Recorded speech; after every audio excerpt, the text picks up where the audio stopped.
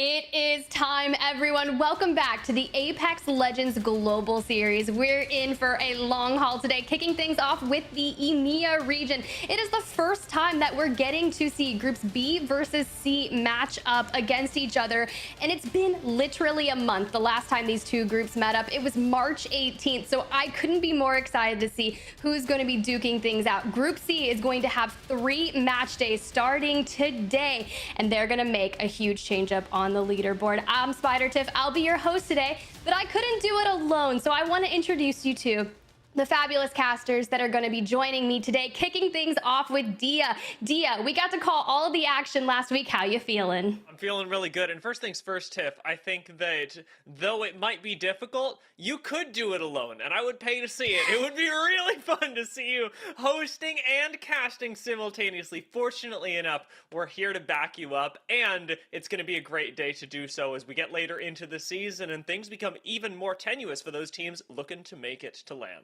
Ooh, it would be really interesting, Dia. Be like, oh, I'm going to kick things over to Tiffany. Now back to you, Tiffany. No, but let's thank God that that is not the case here, because we always got to have a little bit more action-packed, and we love some good stats, right? So I'm going to bring in Zephyr, the other half of the duo that's going to be happening today. You were recently on APAC South, my man. How you feeling? It's good. It's nice to be back. I had a lot of fun down under, but I'm here to represent the region that counts once again within EMEA. And what's kind of like Dia said, very happy to see how things do begin to close out, albeit a little bit of our change regarding our round 3 mix-up. Ooh, I like that you mentioned that. But before we kick things off on all things EMEA, let's go ahead and talk about APAC South. They just finished their regular season. I believe it was yesterday. They had a double feature, and we have our 20 teams that'll be advancing onto the regional finals. When I immediately look at this, I just see Moist Esports and Onyx Esports. They have been going neck and neck, only 6 points, kind of a differential here, and they just have to play out through regional finals. But Dia, you think back to Split 1 playoffs in London, these two finished, I believe it was 6th and 7th in the finals, so kind of wild they're still neck and neck. Yeah, surprising to see how tight it is over in APAC South, and people have been talking about Moist and Onyx for a while. I tell you what I see when I look at this leaderboard, though. I see the fact that Dreamfighter is probably making it back, and that makes me really happy, too. Oh, honestly, I'm just gonna start with my little heart hands right now and get really pumped. And Zephyr, I know I was kind of talking to you more particularly about Iron Blood Gaming, strafing flame over there, a lot of heat, and I feel as if this team, I really want to see come out swinging in the regional finals. Right, after the roster change of Strafing Flame and what happened going into Apex South, we've had a lot of questions about Iron Blood Gaming, and it is still fairly up in the air. You have to hope when we get to those regional finals that they'll be able to put up the medal and compete and find their way to not just some points, but arguably the only thing that can get them there, that win. Ooh, that win is going to be really critical because some of those teams have already secured their ticket to the playoffs thus far. I'm looking at Moist, Onyx, and I believe Blackhand as well. Love to see them representing APAC South. Formerly, they had a Challenger Circuit team. Now they're making their foray in Pro League, and it has been an absolute journey to watch. But before we go on, we got to show our friends some love in the APAC South region with the upcoming regional final that will be on Saturday, April 29th at 5 a.m. BST, 6 a.m. CEST. And let's see if we're gonna get a crazy repeat. I think Moist Esports took the win on the Split 1 regional finals in, what was it, 5 games? So make sure you tune into the crazy action over at Longshot GG on Twitch and YouTube as well. And our friends like Genome, you know, he made it to London as well for the Split 1 playoffs. He'll be calling all the action, so make sure you take a look at that. But now back to all things EMEA, because we have a lot of storylines that are going to be overarching here today and a lot of questions that I want to be answered, in more particular, that Group C. So let's go ahead and look at the standings thus far coming into today. Vex Gaming, obviously on top, but have no fear, Zephyr. They're not playing today, so no Zephyr buff, and you can't talk about them at all. I wish I could at the end of the day here, but I love looking at these standings. Obviously, right at the top, no surprise that Fire Beavers and Vex take this one away, but mostly all these reigning through from the groups A and B. It's incredible, though, that Jailings gets to sit among the top 10 with still 3 days left to play. 3 days left to play. And I mean, if you look at it, Vex, Fire Beavers, Alliance, Ascend, you know, they are setting themselves up really well to make sure that they kind of have a guaranteed spot to that Split 2 playoffs. But when you're looking at this picture and kind of some of these teams here, Dia, any thoughts? I mean, I'm continuing to pick out Group C teams and go, okay, well, we're moving up at least 3-4 places, especially for those placed near the top, and that is a terrifying thing to look at. I'm also, of course, rooting for our folks coming up from the Challenger Circuit, Bitfix, Heroes, and Kella, because I always like to see them succeed, and right now they've been having a bit of a tough season. Yeah, we were talking about them a little bit pre-broadcast. This is the first time we're actually getting to see the new third on Bitfix Gaming, if I'm not mistaken, right, Dia? Yes, it is. Now that they've changed up their roster, it is going to be the debut for Cracked alongside Strix and Zerafer. So that's going to be an interesting wrench to throw in the plans. Hey, we'll see. Better late than never. And I mean, it is going to be really interesting. Let's go ahead and look at the playoff picture as it stands currently for EMEA. Now, friendly reminder, when you look at this, any teams that are in Group C still have 3 regular season match days to play. So when you see Jaylings down there in 10th place, kind of nestled in that advances to playoff bucket, they've only played 3 match days and they've already made it there. So this is going to largely change, right, Zephyr?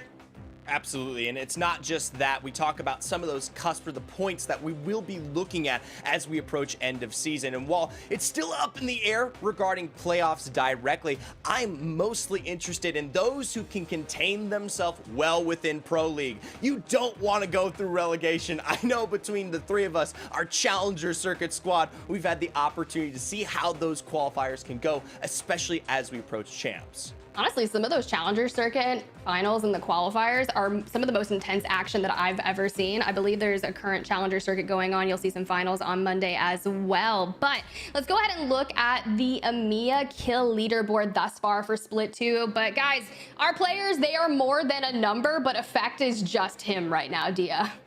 Yeah, he really is. Effect terrifies me, and I'm going to get the chance to talk a little bit more about Effect and Alliance as a whole later. I also want to highlight that we've got Fire Beavers up here, and we don't just have one representative from Fire Beavers, we have all 3. This is still the only team in EMEA to be in the top 10 average kills per game and top 10 average damage per game. Oirain, Taskmaster, and Impulse are built completely differently than the rest of the EMEA squads.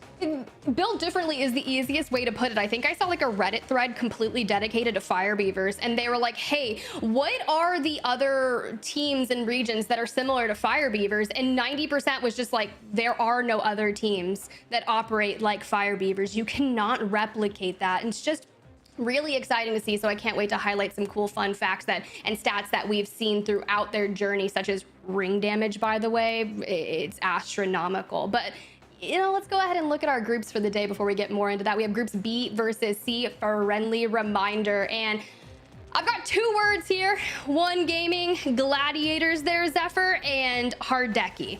We have seen so many wild things out of Hardeki lately. More in particular, the charity pro-am that just happened on April 20th and 21st. I'm like tuning in, I'm watching, and then I just get this massive montage of Hardeki completely Thanosing the entire lobby. I want to see them play today. Oh, absolutely. And we talk about where this roster currently sits. I feel like they are on their come up. We talk about the most recent series being a win for the Gaming Gladiators, but the last time that Group B versus C met up, they did finish 18th. So we can't be having any of those eggs this time around. Yeah, it's tough, right? You think about some of those teams and it's like, you know, you have your kind of throwaway match day, but then you bounce back, and that makes things a little tough. But before we dive into all of the action today, it's one of my favorite parts of the broadcast. We get to highlight a few teams in particular that we have been watching and are going to be keeping our eyes on today. So Dia, who is your team to watch? It's always tough to pick, but I think if I'm going to pick a team to watch, I'm going to have to pick Alliance, because Alliance have been playing out of their minds and they're doing what I love to see the most, and that's shaking up the meta. First of all, Alliance almost unanimously rank in the top 10 for stats in both KP and damage, not to the tune of Fire Beavers, but when you see the plays that they're making, it really starts to make up for those stats, because they work as one synchronized unit with Effect so often, opening things up for the rest of the team. But I mentioned the meta shakeup before, and this experimentation is really the thing that has put Alliance on my teams to watch, because they have been experimenting with the Ashe to, if you'll forgive the pun, great effect so far, finding multiple wins in their last match day and making them look convincing at that. This is 100% a team that you have to keep your eyes on, because they are constantly changing, redefining how you approach the game, and that's what happens when you're willing to experiment with new picks. But Zephyr, what about you? Well, I don't know if anyone may have problems with my choice, but I think it is clear as we look towards today. I'm looking at Horizon Union for our last 2 match series that they have left to play here. This is a roster that got thrown into the mix during playoffs and had to shore together between Phoenix, Savage, and Urban. And while it wasn't the best of success, you can tell they are here to try to make this up. Last time, of course, the group that we'll be seeing today meant they might have finished 16th, but they also are on the back end of an incredible win. That has led them now to be in a position where they have the highest placement-oriented points out of all of the top 10 teams, currently at 57%. They are at the cusp of not making it right now in 9th, but I have my faith. You have your faith, and I've also got my team to watch. And honestly, I want to give a huge shout out to Danish in particular, but my team to watch today is going to be none other than J-Lings Esports. They were your match day winner the last time we saw groups B versus C. And Nags, JMW, and Noises, this trio has been so exciting to watch. Some people forget that JMW had previously won a LAN championship as a substitute, but I'm excited to see these boys qualify for playoffs and potentially look to secure one of their own. Now, mind you, they broke into the top 10 with only 3 match days played. They've hit 52 points already, and I have like kind of this arbitrary threshold of 72 points. That was the cutoff from Split 1 playoffs, so they're pretty much there. Currently averaging 7.83 points per game with a near perfect split attributed to 50% from points, 50% from kills, and it's been really exciting. 70 points just from placement and 71 kills. It's pretty consistent, but these are some really solid teams to watch, and we're going to have an absolute crazy day of matchups. But speaking of that, let's go ahead and look up the map schedule of where we'll be starting all our action here today, kicking things off on Storm Point for matches 1 through 3, then jumping back over to that ever familiar territory of World's Edge. Now, however, for the teams that are better on Storm Point, this is going to be really great, but if you're solid at World's Edge and you're like, yes, I love going back to that ever familiar map series, you can really string together some nice series to end the day. But I mean, look, we're going to have a lot of action. We are so close to see who is going to be qualifying for the regional finals, and match number 1 is about to get underway. So without further ado, I'm going to kick things off to Dia and Zephyr to bring you all of the information for map number 1. All right, Zephyr, it's just us now, and with map 1 coming up, as Tiff said, we're starting things off on Storm Point, which is typically a slightly more chaotic map, and one that I'm excited to see specifically Fire Beavers play out of, because we talked about this a little bit before the show, but they take ludicrous amounts of ring damage, and now we get to see them do it on a really big map where their power positions and how they choose to rotate mean so much. We are going to divulge all of this fresh information to y'all when we get the opportunity, but Fire Beavers truly stands out among the rest when it comes to a term that you yourself, Dia, coined, storm stacking. And I hesitate to use it because it feels like in a very zone-oriented meta that we currently exist within, no one's doing it. I joked about it before the show, but sometimes it feels like they're not even playing Apex Legends, they're playing Medkit Simulator. Constantly sitting outside. Interestingly enough, they're going to be dropping over by Cenote that has rolled a replicator this time around, so should be able to play relatively safe on the edge. And J-Lings, for their part, landing hot at checkpoint. Across from them, of course, the likes of Phoenix Legacy, and already right off the bat there, Noises with the sourcing of that purple Evo is going to be a huge advantage if this particular 3v3 goes underway now. Taking a look at where Noises is positioned. You got yourself a purple shield. Wingman's not bad in an early game fight either. We were talking about this earlier, but the alternator at Jack of all trades during the early stages of a game. So J-Lings are feeling plenty confident as they push up, take even more space in checkpoint, and appear to have won the fight really before it starts. Well, obviously, this lower section of checkpoint still well and available for Phoenix Legacy to get their hands on, and notably, it shouldn't leave them with too much worry. When we talk about teams being pushed out of a certain POI, we start to discuss delays in looting paths and rotations. And as you can tell, likely from that minimap, our zone is catering right on top of them, so no worries here. And the fact that we can already tell from the minimap means that Phoenix Legacy were able to pick up that scan as well. They should be able to set up really comfortably in checkpoint, and even looking at the bigger picture, there's actually a really decent chance that it pulls into checkpoint proper. Normally when we go up here, I'm thinking downed beast, but Zephyr, how does this look to you? Oh, I might have to disagree. I'm feeling the downed beast here, especially that kind of tail-oriented end. When we talk about the literal beast itself here, Aurora will have that potentially to themselves to make first pickings, but as Phoenix Legacy is making their rotation out of checkpoint here, you can see Kansas City Pioneers, they themselves starting to rush away and take themselves to a happy home. It's a nice, interesting rotation early. I think Phoenix Legacy, of course, not expecting to have to rotate as quickly over towards Mill. KCP, same thing. They run into each other, they trade a bit of damage, but both continue on their respective rotates. If we do see a team like Phoenix Legacy get into a fight, though, we gotta be worried as they're not running something like a Seer that could very well change the course of a fight for them. Jaylings encountering a little bit more action again in checkpoint, put themselves on the high ground once more and still have a great position to defend. Remember, they're running Watson as well, so being able to bunker down, share space and checkpoint, really doable for both these squads. Now, E6 are the team that have taken up position concurrently, and it does look like Etherna will also be underway to potentially play this one out. And this might be already getting to that point in the game where we don't see any contests, but with a redeploy like this, Jaylings doesn't even care about taking a fight like that being contested. They know they have the opportunity to lay down some heavy control deep into this zone, and that's why they start this rotation. Is really quick, not able to grab that juicy position out on the platform. Still a rather risky one for Jaylings, but they're going to set down the generator and hold out for now. E6 following suit on this rotation may actually encounter them, but are going to take a slightly different route, perhaps even opening up the top of downed beast. While simultaneously, we've got some serious problems on the rotations here. Bunkers are a problem, and Passion, we're running up against Maestro. Now, obviously, Passion are going to be the ones that throw out that Dark Veil that we just saw there. So potentially we're looking to assault upon this position. It's incredible when we talk about that pull that kind of comes into that down beast area where you can set yourself up, lay stake in control, and begin to gatekeep any of those teams that try to fight through that northeastern side.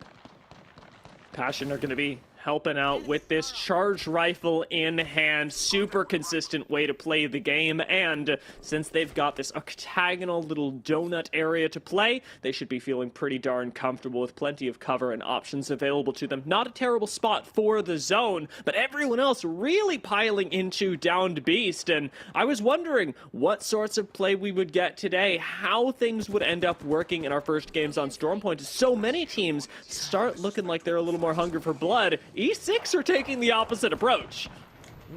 Trying to lay this one down. One of the few teams, mind you, that are playing this one out with a caustic. We didn't get the chance to really discuss it given the chaos here, but now that we start to see those traps in play, you absolutely can't miss the Stinky Grandpa. Going to make E6 very difficult to push. They and KCP sharing a lot of territory. Not a great building for E6 to be holding. They don't have a whole lot of sustain that's normally provided by the Watson, so they're going to have to play things carefully, albeit with the help of the gas. Still plenty of options available, though, for teams that are coming into downed beast, as we've got even Escape playing just that little bit of a split building strat, which gives the opportunity for other teams to come in. Kella, however, our squad's coming up from Challenger Circuit. They've had a tough season so far, but right now they are straight on top of downed beast, a really seemingly good position. I'm actually incredibly impressed with this because Kella typically starts this one off over by that north pad area. So they didn't actually have first pickings to this zone, but they were able to not, I would say not contest, but push the prevalence of their control in this zone. Take that one away from, well, what I assumed was going to be Aurora, who currently sits the furthest west out of any of our squads here. We get a nice look at the zone. You can see who is lagging behind. And while Fire Beavers and Alliance aren't quite in zone, as we may have been used to, they're definitely still playing for those edges. Yeah, right now at the mill, they'll have, importantly, the next ring scan available to them, sitting right on top of it for now. And Heroes still plenty of space to play in Jurassic simultaneously. We've got a few people holding out by Antenna, and I am curious what that rotation will look like, whether these two squads do coincide, as I'm sure V2 would like to avoid the engagement with Heroes if at all possible. Heroes, however, going to be able to pick up a scan of their own using the map room beacon, that survey, and seeing where else everyone is on the map. As you guys can already see, and most notably, of course, from the teams themselves and their position, it's a direct, proper POI play within the downed beast here. So for those squads who are catering towards that middle south side, whatever it may be, a long and arduous path ahead. Fortunately, many have already rotated out, and it's a wonder that I'm not calling the IGL comms for these games, because I would have put us in a terrible position in checkpoint, Zephyr, and you would not be happy with me at all. Passion, fortunately, have the benefit of a lot more experience and have sat themselves in a pretty good position simultaneously, actually using this catalyst to bunker down really effectively, something that we see where she gets to sort of mirror Caustic in that way. It's a relatively neutral position, not very active, and Maestro get to keep tabs on them, but I'm not expecting a whole lot of action even between these two squads that are so close together. No, typically what usually happens, especially from the orientation of Passion, is while they could try to assault that with whatever ultimates they do find themselves sitting upon, you do kind of have that far western pull through the ocean that you are allowed to try to play through, albeit it is usually covered by height. So we look towards, most notably, Kella Gaming when we start to discuss this one out. We hop on with the Fire Beavers, haven't moved on from Mill yet, more than happy to take advantage of this replicator they know they have to themselves. There's plenty of space for them to work with here as well, given how Joker is using these smokes, making sure that not only can nobody see them, but actually actively obscuring sightlines on the low ground. Taskmaster does spot perhaps a little bit of action out towards the southeastern side, however, and Fire Beavers, with now two teams starting to come up on them, could consider a move really quickly. Alliance also waiting here, and Alliance, my team to watch, could very well start an explosive fight with just an opening frag from Effect. So we gotta be careful, as these two teams, though far apart, are on the verge of fighting. And it's tough to really kind of decipher what that next step is for either Alliance or Fire Beavers. Alliance already, well, yes, hosting a spot into this next zone. You start discussing how are they going to find their way forward when we get into that kind of southern open area that exists just below the down beast here. You have a little bit of that bridge play and some of those rocky exposures, but I'm willing to bet you if we don't see redeploys from Taskmaster and the like, it will be a contested movement. Both Taskmaster, the entirety of Fire Beavers, and Alliance would really like access to the survey beacon right next to them as well, because both these teams know that they're going to have to move into the zone. It's just a matter of time, and in all likelihood, we'll get to see them do so in the next couple of minutes. Meanwhile, however, J-Lings, an early rotator, has set up a lot of space to control with these Watson fences, and are doing so really well, especially considering that they're operating off low ground. Fantastic, and it's not just a low ground now. They cater to that kind of mid area that allows them to assault not just this platform back here, but also gatekeep anyone who's still playing the likes of those kind of back end villages on the west side of the downed beast here. And because they are able to do so, they don't allow anyone to take high ground position on the beast itself and start to find some of those damaging angles that could punish them. I absolutely love that spot, getting that overhead view. That is something that will pay dividends when we get to the end game. I'm hoping so. Aurora right next to them have to be concerned as well, since they're being slowly encroached on by the zone. They know it's probably not where the ring is ending, but this fight that was a long time coming seems to be breaking out as Pioneers just suddenly go down. We tune in with them, and it looks like E6 made use of the Stinky Grandpa, and now have to pull this out again as Kinda goes down. And we talk about this contest we knew was going to happen from the very get-go here. This building more than available for Alliance. Fire Beavers want their piece of the pie, too. Obviously, no major cracks, no huge damage found as of yet, but a position of safety. Taskmaster on the roof means that you're in trouble. Fire Beavers aren't letting you go anymore. They gave you so many opportunities to disengage, and now Alliance have to fight back. It's going to be a slow one as we wait for Oirain to finally whip out the ult. Impulse goes up the stairs and gets fried, but he trades, and Hackis falls as well. Oirain picks up the last kill, and Alliance bite the dust, but it's just as Bitfix Gaming come up. Horizon up to the roof, and in comes the third party. Can Fire Beavers reset in time? Interrupt doesn't go down, and the gold knockdown shield is out. Bitfix are on height, but Fire Beavers wide swing and almost take down Cracked. Cracked here on his debuts, gotta make it count. Already though, this roster down in full flesh, forced to stick the batteries. What could have been the perfect timing on that revive assault is now equalized. And hey, Fire Beavers are already taking height back outside.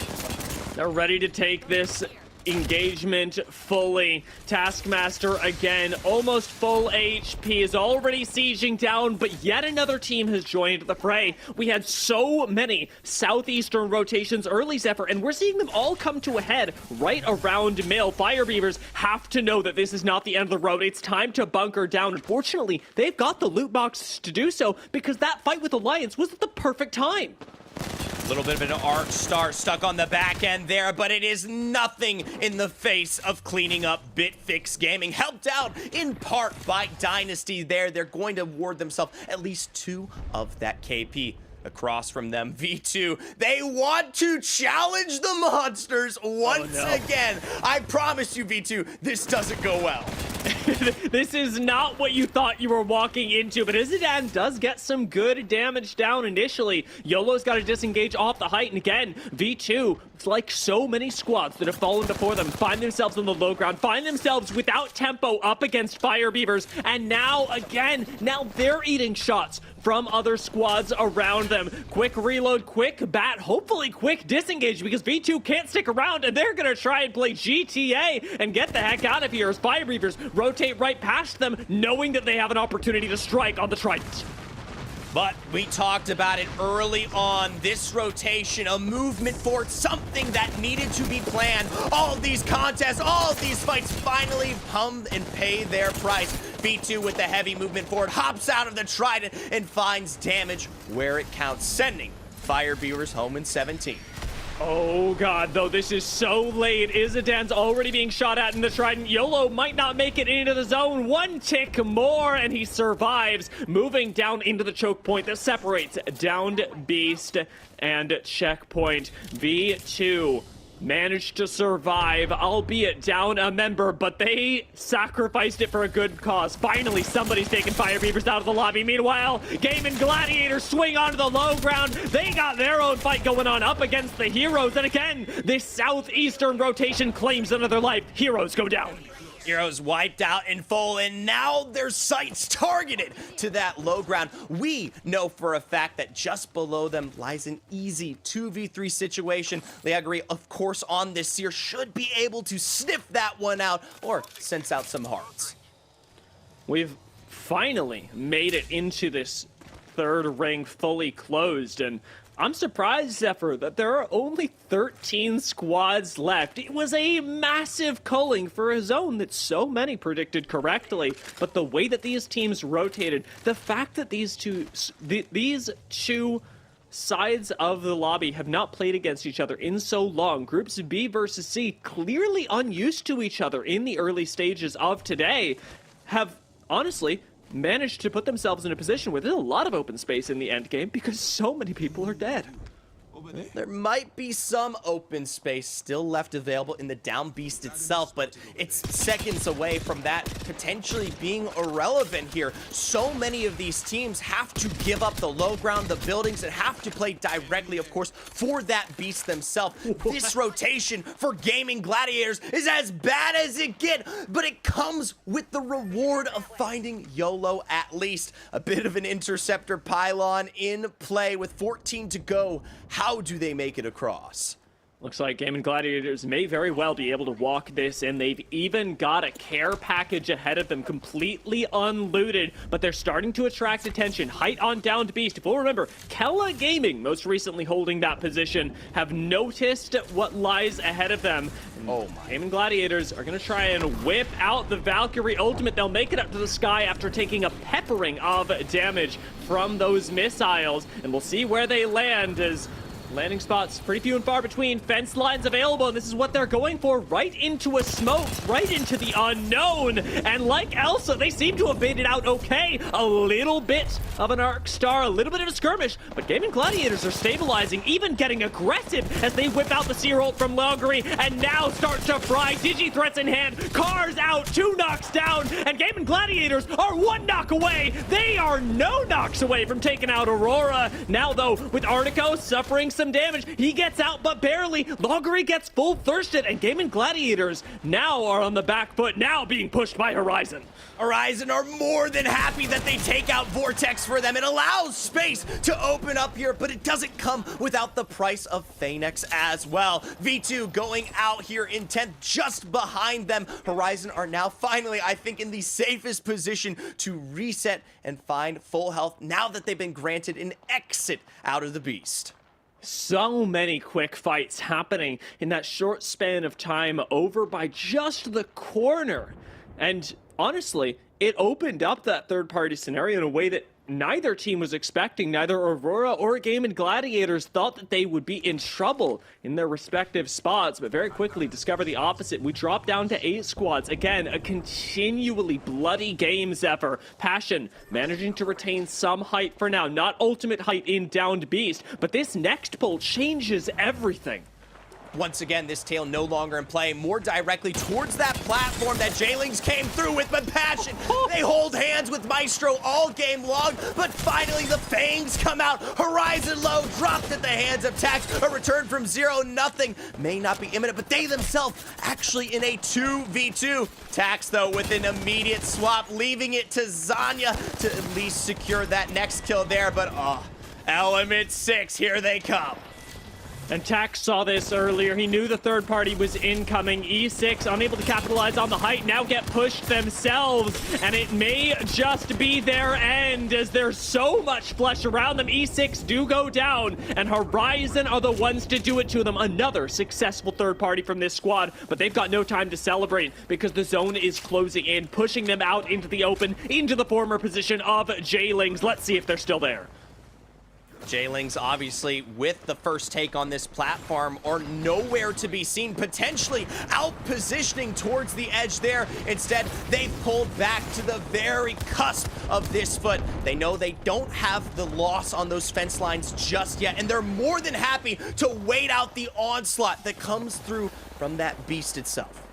This Catalyst wall, not going to do a whole lot, is out there. J-Lings don't even have to worry about it. So many people are funneling out into the open, and J-Lings get to farm. Maestro go down, Danish go down, Horizon Union are out, and we're into the top 3 just like that, Zephyr. This is going to be an end game where J-Lings, unfortunately, find themselves sandwiched, but they've done so well until now. This is a team that we know can make it happen when it comes to this lobby. They won it last time around, and they're poised to do it again. An off angle by Nags here already secures massive damage from above onto Phoenix Legacy. He does have to bide his time, but that is major resources expended.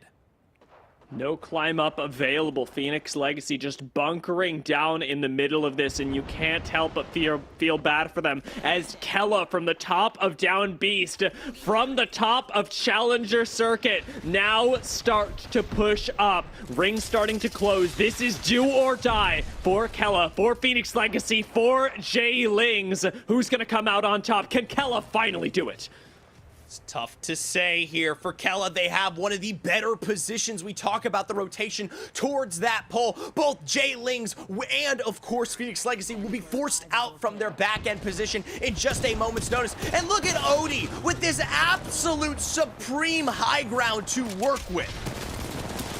Making really good use of it so far. Juso backing him up. Another DG threat, another Bangalore, and another situation where you simply cannot fire back. Phoenix Legacy go down, and Oni Prize! That's gonna be the drop for Kella Gaming, and in they come. Nags bites the dust, noises go down. There's one member left, and it's Oni and Juso versus the world as they pick up this final kill. The Prowler does it in for him, and Kella Gaming from the Challenger Circuit pick up their win in Week 7.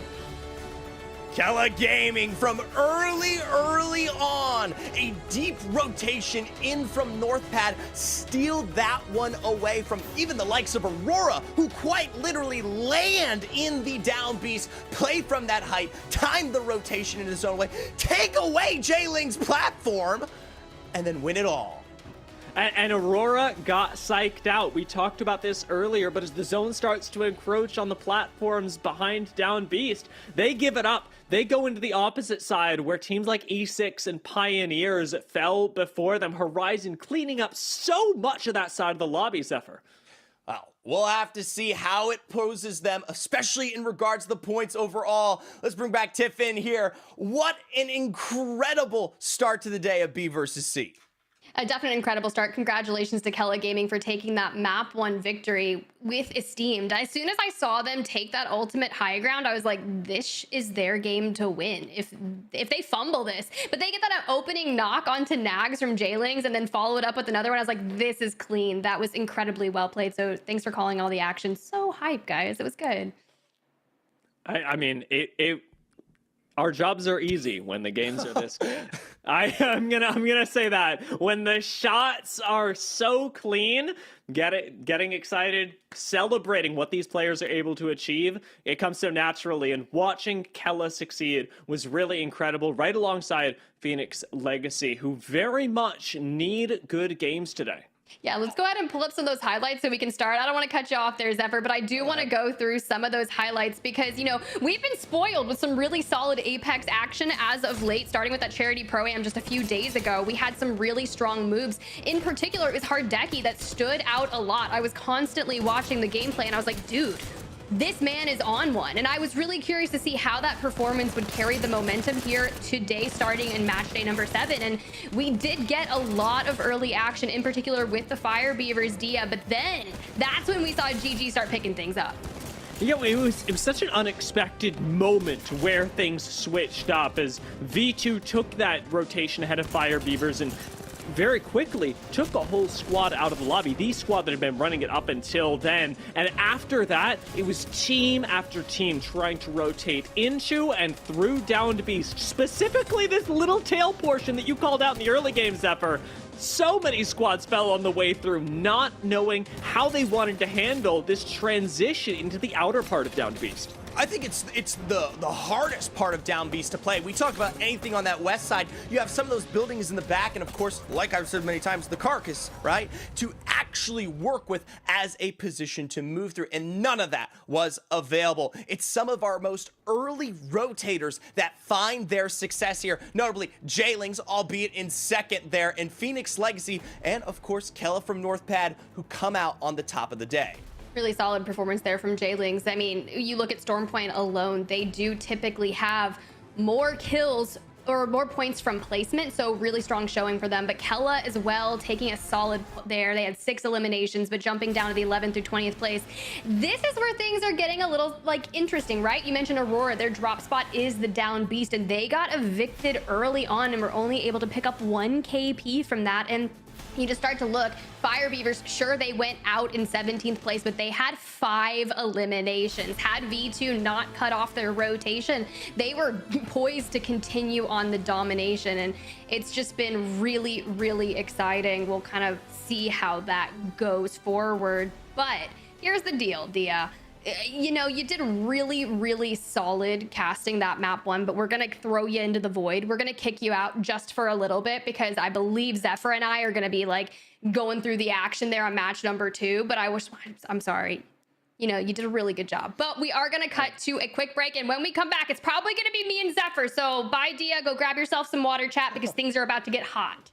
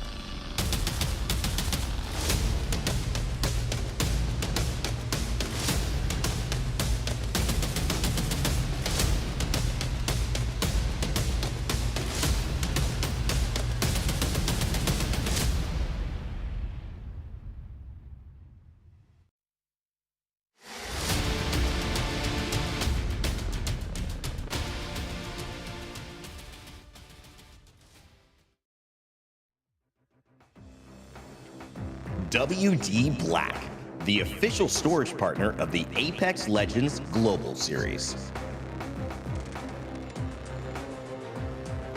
Welcome back to the Apex Legends Global Series. Spider, Tiff, and Zephyr here to call all the action for match number 2 while Dia takes a short little rest before coming back for match number 3. But seriously, you guys did a solid job bringing all that action, and congratulations to Kella Gaming for withstanding one of the hardest positions in Down Beast to play. Well, I appreciate that, and I hope these teams are appreciating their starting success even more here. I want to highlight it just because I think it's so absurd. I don't want to walk away from it. Phoenix Legacy, props to them. Get absolutely pushed out of their POI, no time to loot, come all the way back in, and finish top 3 nonetheless from not even a Valkyrie deploy, not even a fast rotation, literally have to walk it in.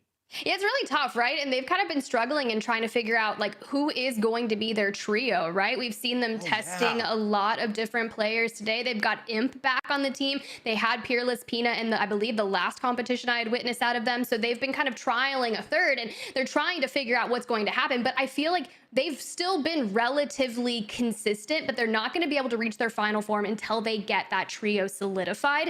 And I love that you bring that up because we were looking at like scrims. So, well, granted, scrims are few and far between these days, but historically during this specific matchup, Jaylings does kind of encroach on that checkpoint drop spot in Storm Point. So it's relatively tough for them because they are a fast rotating team. They want to make sure that they can get that ring console information and then hit the ground running per Sabs' request. But looks like match number 2 is about to be underway, Zephyr. And the action was pretty cracked for map number 1. I'm not going to lie. And I really hope it holds true here for match number 2.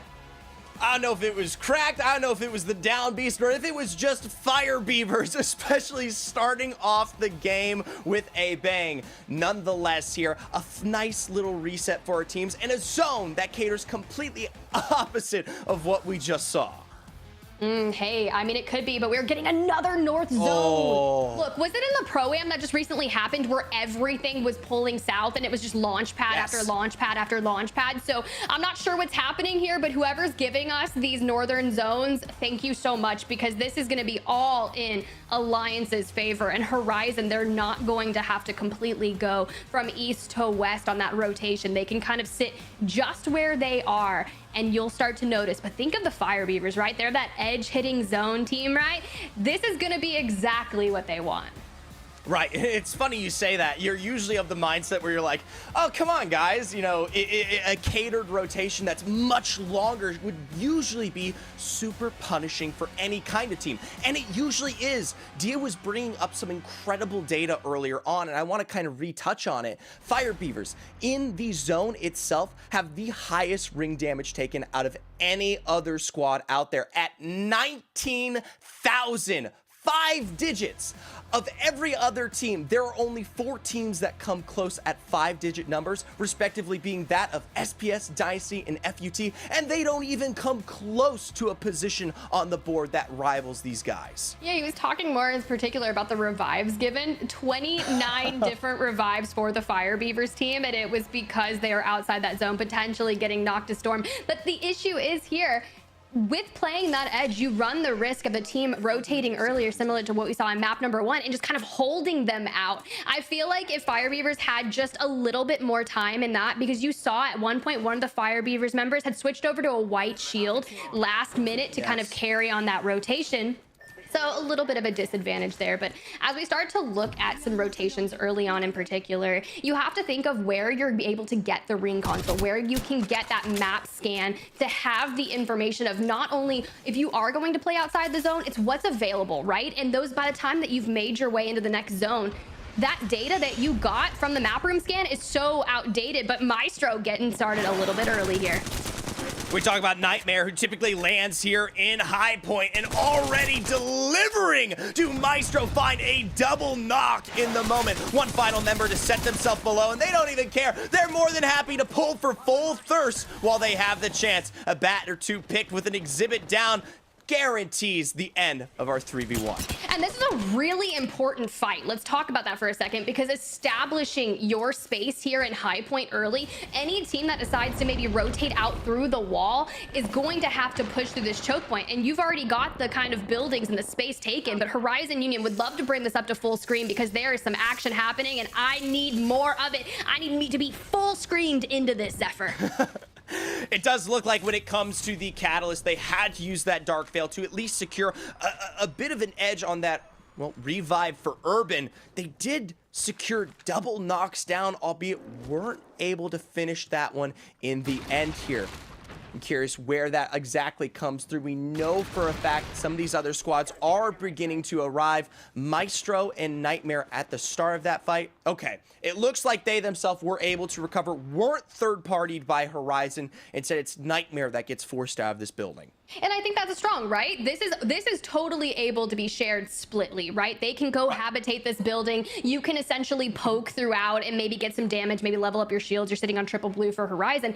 But for the most part, this is a fight that doesn't necessarily need to happen yet. They can live here, gatekeep the rotation, and just hold their position steady. I think that's smart. Establishing this position early. Maestro, I mean, we saw a lot of good moments from them on their very first match day, and I was really impressed with the trio. And now I'm excited to see, can they keep that up going there forward? And let's take a look with Dynasty. You know, at one point they were playing in the Challenger circuit in those Pro League season qualifiers back under the name of Rats, I believe. So yes, good to see, but we're talking about things like relegation and being sent back to those qualifiers, and this is a time where you do not want to let that happen. Meanwhile, up here, once again, back towards high point, Passion, the previously oriented Horizon team, have found their way directly upon the same building as their friend. It does seem like it forces Horizon now down into only having that first floor available. And this is something that you are going to constantly see here in this zone in particular. When we talk about playable space for this current poll, notice so much of the command center and the caves are available. And nobody is likely to play those at all unless you are a deep rotating squad. Why? Well, zone can't end there. It is guaranteed that we do not see a finish. Right now, every single squad who either has one of those control ring consoles or potentially just that early knowledge knows for a fact that there are only 2 playable endgame spots available, outside of Thunderwatch and here in these buildings. Yeah, it's going to be really challenging because you think if it does pull a little north towards the high point area where a lot of our teams, you can see in that lower mini map on the upper left-hand corner, they are pulling and betting that it is going to go towards high point. So think of the rotation. Teams like Gaming Gladiators, they're currently occupying Thunderwatch. And you think of endgame, you have to push out of Thunderwatch into an open area where everyone's just going to be breathing down your necks, looking to completely pick you off one by one. So love what Horizon Union and Maestro are doing here, just kind of setting themselves up for success, reinforcing the door, using the piercing spikes now. If the door does decide to get shut down, oh, here we go. A nice little seer exhibit coming out, and they're going to make a push for the other side of the building. Nothing like a little bullying. I like it. This is just prime real estate for Horizon to capitalize on here. The window, a prime viewing orientation for themselves. Peek through the other side, and it doesn't even feel like Passion put up anything. I think quite literally only 50 damage on Jay Savage there. I mean, yeah, that was a really well executed fight. Urban just going through the window and immediately getting a shield crack. That was so efficient and just honestly one of the best fights I've seen at the hands of Horizon. So let's check in with Kella Gaming, your map 1 winners. They're at the wall right now. So think about a rotation coming out of this POI. Like you talked about it, you can go through command center eventually. That's kind of going to be a very tough rotation in my aspect. You go up those incredible long zip lines and you try to pop out north. That choke point through spiders is disgusting to try and push through, especially late game. So I just don't think that is going to be the way to go. They seem as if they're kind of encroaching up towards maybe the caves, and I think that would be a better move for them. This is technically where Element 6 had rotated through way earlier on, like I'm talking minutes ago. Yes, at the very beginning of the game, how they found their way directly to the height here of, well, High Point itself. Now, when it comes to this zone rotation, I am going to continue to pick on it. when it comes to the cave system and that zip line you bring up towards the north side, it is guaranteed that we see the highest presence of teams directly well within that high point. And granted, while we do think the zone is ending there, I want to remind some people of maybe something they don't remember. I believe it was day 2 Storm Point, we see a similar finish here. And while yes, high point, those buildings that we currently see Horizon and Maestro were in play, the zone pulled a little bit further back, just slightly leaving some of that open-ended area back towards that Prowler nest and the height that comes down from the command center exit. And notably, our teams who didn't bet on high point, who didn't have to worry about the density of squads, actually survived longer, given that they weren't in that much of, well, we'll say dire straits. Speaking of dire straits, let's cut into Heroes right now. Phoenix Legacy has not made their rotation into High Point. They're still in Command Center alongside Heroes, and you've got Babylons right now just waiting to throw out the Black Hole, but of course going to take down a little bit of damage, not going to magnitude into a shield crack, but the Black Hole can totally break through the door, and some good thermite nades going out, but not really amounting to much damage here just yet. Constantly pulling away further and further. They expend so many of the heroes' cooldowns, albeit giving up constant space. Likely could be pushed out towards back outside. Granted, right now, Heroes just holding the corner, not quite looking for any assault, especially now knowing that they no longer have those ultimates available. I mean, Heroes just running such a more aggressive Legend composition here, which allows them to kind of push forward and bully Phoenix Legacy out of their space and constantly force them to move back. You know, they have that Watson, and typically they're the team that's going to be playing Crypto as well. And you think about things like that. They're actually not playing Crypto today, which I really respect them for not doing the Crypto Watson. But the Watson is going to just keep pushing further back, fencing up, and just want to pull Heroes maybe into a situation that could benefit Phoenix Legacy a little more. But I just think it's too early on for them to necessarily fight. It's not going to amount to anything at that point, but you want to make sure that you're getting some of those placement points. But I'm just shocked that Phoenix Legacy is still in Command Center. Especially as a team that has one of the fastest looting times in the game. They typically average somewhere around a minute to a minute and 15. They got out of checkpoint, but didn't quite cater to the region immediately. Now, granted, we look towards this particular building setup. Jailings have arrived. They are once again one of those rosters that currently sits in our top 5 on the overall, alongside Horizon Union, laying just across from them. I'm beginning to see some patterns on the day of. Yeah, last time we checked in with Jailings, you know, they've just made their way into a building. Let's jump into a listen-in to hear if they're going to talk about maybe their next movements forward. That listen-in is going to be presented by WD Black. I reckon.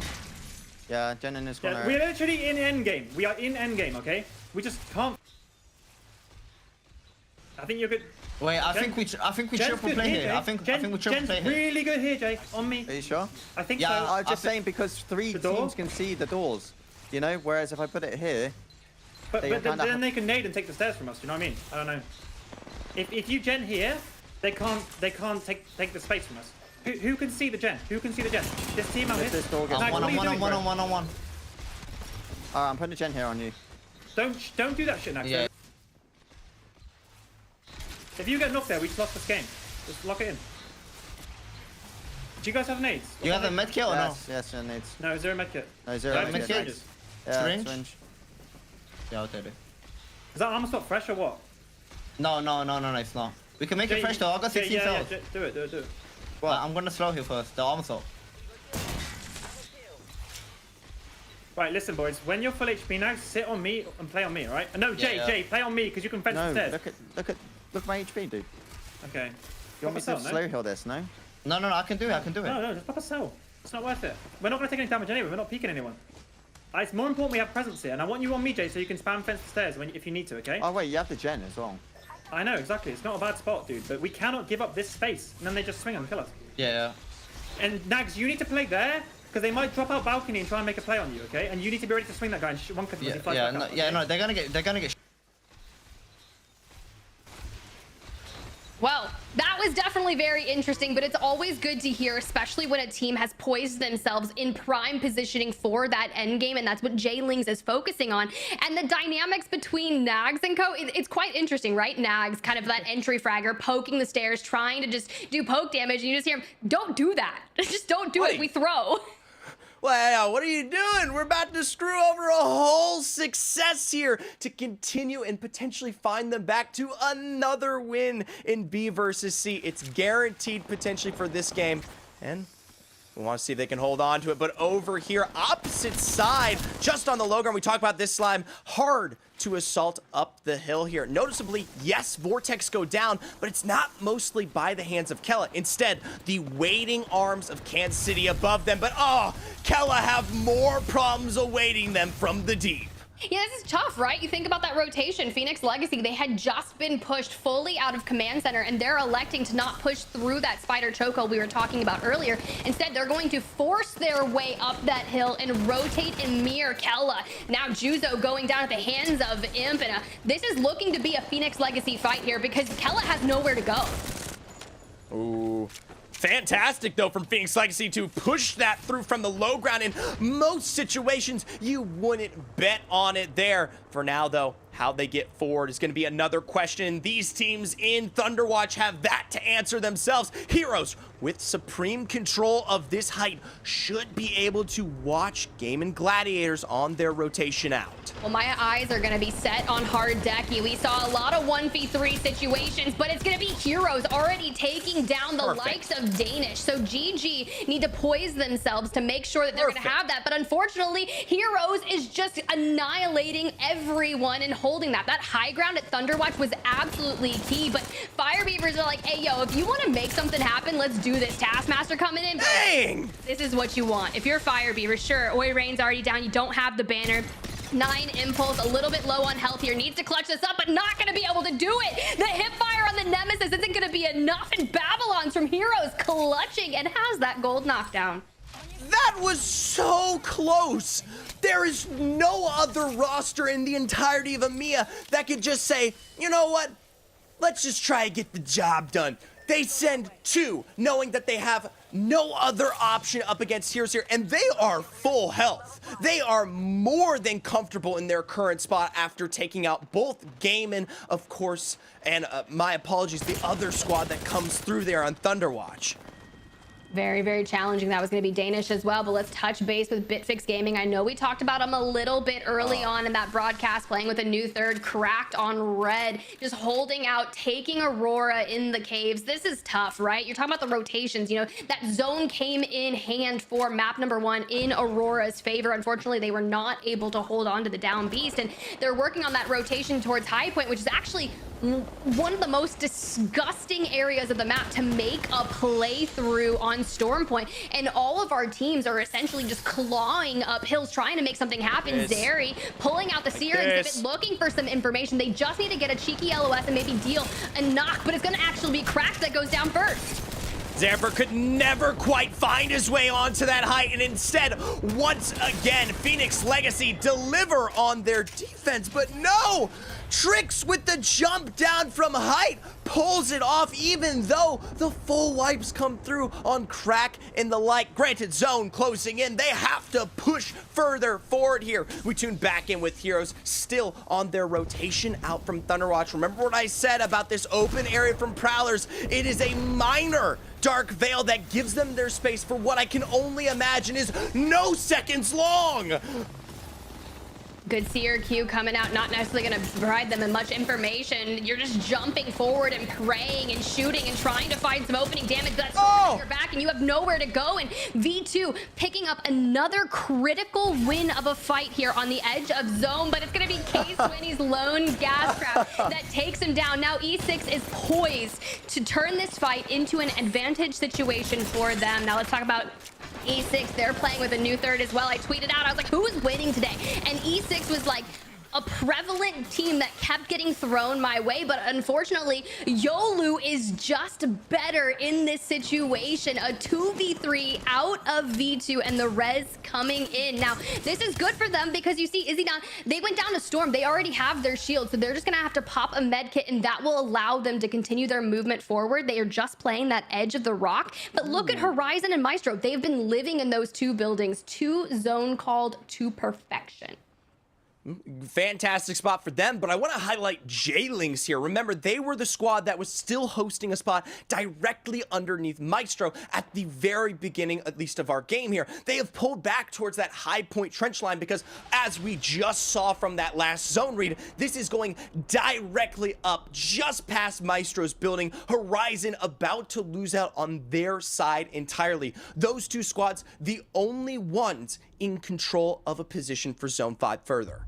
This is going to be really interesting. I mean, KCP has been rather under the radar here in map number 2, and they're over to the left side in that building that will also have to move. But you can see V2 starting their rotation. Maestro caught wind of it, a little bit of poke fire going out. This is going to be tough, but KCP has elected to go ahead and utilize a Valkyrie and play for high ground. So my question is, they're going for the building on the right. This is going to start an all-out brawl, Zephyr.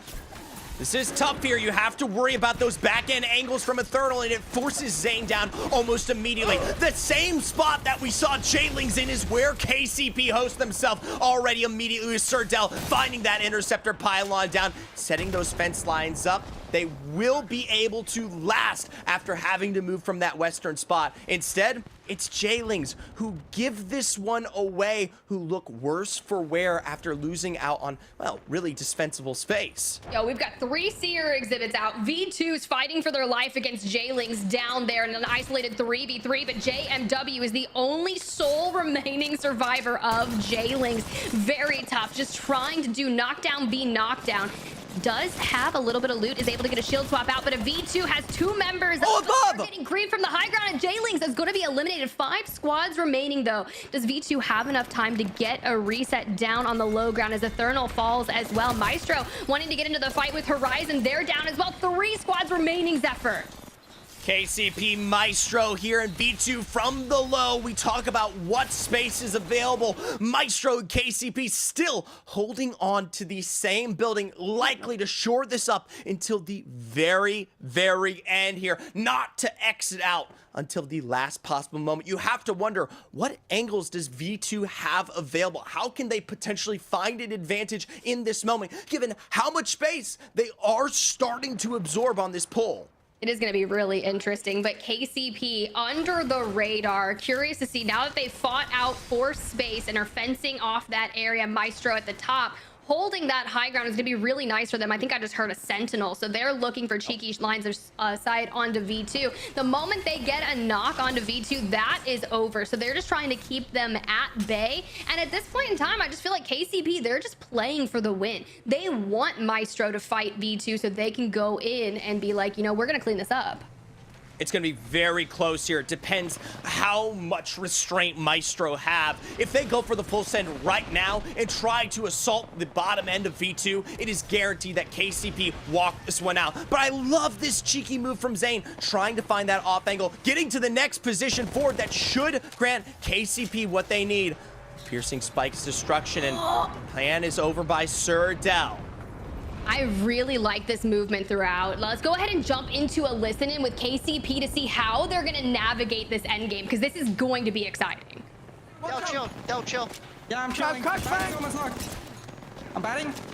Watch our left. Pushing us. You have to full send him up. Full send him for a second. No, we can't. I flew up and I tried to... All you don't. Behind you, don't. You guys. Nice try, dog. Okay, so I caster cursed them. Unfortunate is not what I thought was going to happen. V2, you know, after a successful rotation throughout Thunderwatch, fight their way tooth and nail into high point. Despite not having an actual building, Maestro having high ground, KCP having the real estate inside the building, V2 comes out and takes that win. We talk about their ability to create space there in the end, Tiffany. The only team on the outside of those buildings. And while, yes, I love defensible positions, especially for our early into zone 5s, some of those tend to become a little bit of a funnel, especially when you have that kind of tiered cake of both KCP and Maestro right on top of each other. Neither sent it, therefore they were guaranteed to fight. Yeah, hey, and it was a crazy one indeed. Let's go ahead and bring back Dia because we have a lot to talk about. I know you've been sitting there watching, and I'm curious to hear your thoughts. I was just watching, really that final zone is the biggest strategic moment of the game, as it so often is, because what really caught me there was the interaction between Jaylings and V2. It did unfortunately bite Jaylings. You guys talked about it on the broadcast, but it was an interesting way to approach that game because, as we saw, V2 got to benefit from the fact that both Maestro and KCP wanted to play for the win. If either of those squads are comfortable settling for second, the position on low ground is terrible. But if both squads on high ground want to play for the win, you're actually the one that comes out on top because you get to take this guaranteed third party. And it was an interesting way for Jaylings and V2 to approach that game. I love that take, honestly. It makes me think of like the Spider-Man meme where you're just like pointing and you're all just staring at each other where there's 3 teams left. It's like, all right, but who's going to make the first move? Who's going? And you talk about that, right? It's the playing for the win because you look at the final 3 teams and it's kind of like, okay, do we go for second here? And if that happens, that team will immediately full send onto V2 and just try to soak up the KP they can get and then be all right with that second place 9 placement points. But you're right, that didn't happen and it just caused an all-out chaotic moment where V2 was able to capitalize on it. But let's go ahead and look through some of the match 2 highlights. And Dia, I know you were focusing more in particular on that end game, but let's talk about some of the early rotations and maybe those fights that kicked off some of the drama. Yeah, there were a couple of really interesting things that happened early on. I loved the listen-in that we got to jump into with Jaylings on the low ground, but Heroes also played a really important part in this game, not only eliminating multiple squads on their own rotation, but pushing Phoenix Legacy out into the north, to the point that they had to take the rotation up by wall, ending up clogging that area of the map in the same way as it was down towards Thunderwatch, where so many other teams fell, including, I know you called it, Zephyr, once again, Fire Beavers, who almost clutched it. I could not understand the level of play coming out of them there in that moment, albeit wasn't the win that they wanted. Off on this side, of course, the fact that all these teams were forced to shore themselves towards that high point area is actually something that went on to benefit none other than KCP, even though they flew under the radar. Here, though, V2 with that wonderful defense. And I feel like the fighting that comes through on this side here was absolutely crucial. And I love this about Jaylings. Albeit, we don't love the fact that they go down here. You could tell from the very beginning how cerebral their calls were, knowing that they had to be on that outside to end up in similar straits as V2. I mean, they were playing for placement. You talk about that, Dia. Yeah, they were playing for the longevity of that game. And it was really interesting to me then when we just watched that back, how V2 was able to withstand that. Because with Maestro on the roof, they were essentially getting griefed on the low ground, but still were able to win that fight. And V2 withstood so much from constantly being pushed as they were trying to rotate in. Look at how many kills they cleaned up. Oh my lord. V2, let me remind you, are sitting at 23rd coming into the day. Nowhere close to playoffs contention, but this changes everything. You think? I mean, a solid 26 point. But I feel like if you can throw down a game like this, that has to help your confidence, your mental game levels. And you think about some of our teams that are even in the top 10 right now, overarching for the season standings. Jaylings right there, 3 match days. One of them, I believe, was an 18th place or a 14th place, well outside the top 10, right? Then they come back, they win a match day, they get a second or a third, and they just stay consistent because that's all that takes it. You just need to, let's say you have a bad match day, just be consistent, throw down some match day wins, and this can change the entirety of your split too. But Alliance unable to get things moving here thus far in our first 2 matches, coming in 14th place. Fire Beavers, Aurora, it's just been quite interesting thus far. You know, I was thinking about this matchup and I was like, this is a powerhouse. This is one of the better matchups that I could think to see here in EMEA, and it's just been quite interesting, Zephyr. Well, I'm glad to see those names up on top. It's a distance from the norm that we may not be used to, but one we can definitely understand. V2, Maestro, Kella Gaming, all there in our top 3, with then some of that familiarity with Jaylings, Horizon, Union showing up from behind. My major concern as I see it, though, is we've got 1 game left of Stormpoint and only 4 matches to go. Can these teams breed the consistency that keeps them among the rest all day? I'm trying to think back to kind of where some of our like consistent points that you need to have to be able to withstand some things. And I think Rain Day himself would say, 5 to 8 points on a bad game is what you need consistently. But a win typically nets you north of the 20-point realm area, or 18 to 26 points is what we see. So that can hold you. Let's say you get that 26-point game. It can hold you 1 to 3 matches in my particular opinion. So let's hope that they can carry that momentum going forward. I'd be curious to see. I know you see things a lot when you watch a different perspective and you can kind of like hone in on the final circle, because it's different when we watch it casting over it and then Dia watches it back and he's like, well, here's what I saw during that. And I think when we were highlighting that initial kind of 3v3 against Jailings in V2, that was a pivotal move there, because you think that call they made when we had that listen in, Zephyr, it was, we stay here, we win the game. Well, then you go on. If they win that fight against V2, there is a very real possibility that it's actually Jailings taking the win.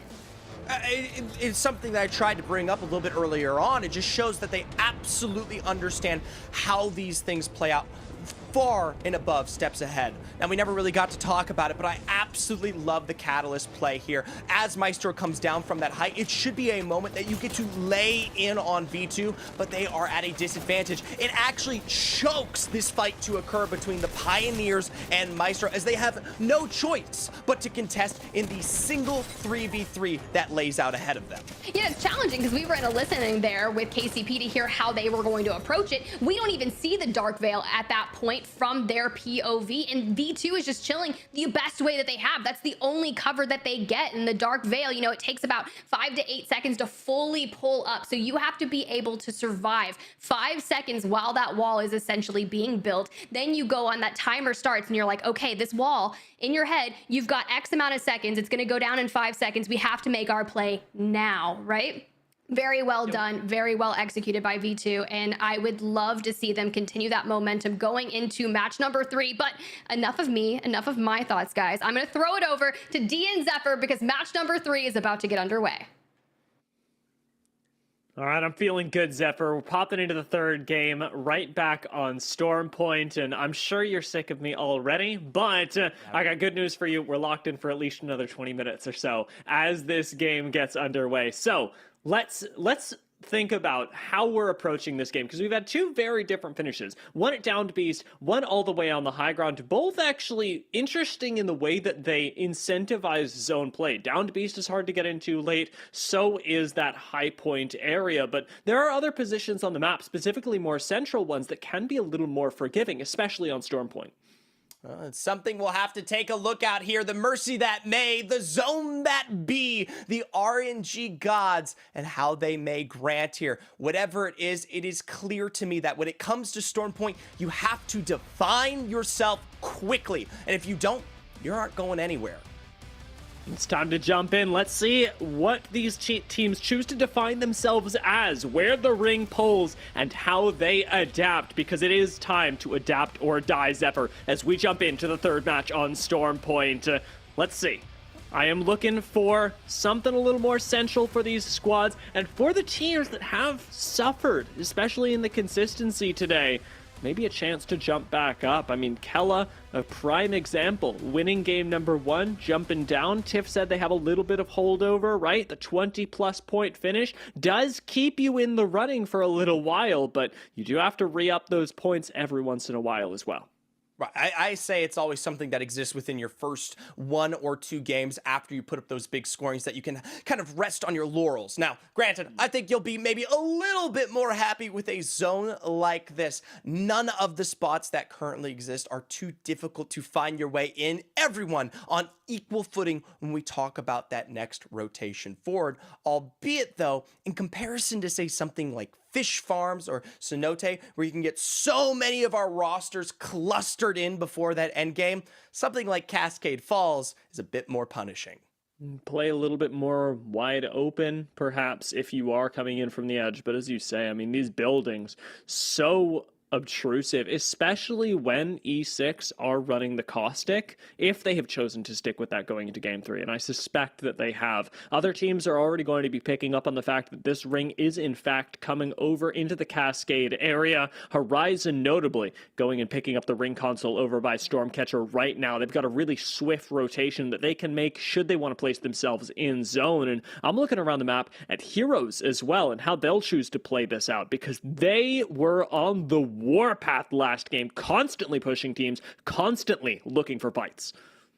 It's something that we didn't really get to see reflect, especially in that leaderboard, as it was V2 that came in at the very end here and truly really absorbed the wealth of that KP. Meanwhile, though, for the KCP boys, they've gotten themselves into a bit of a tussle with the muscle from behind. Eternal, they find great Trident damage, but they do not care. They are more than happy to send themselves into Cascade Falls, land a good position that they know they can guarantee endgame play from.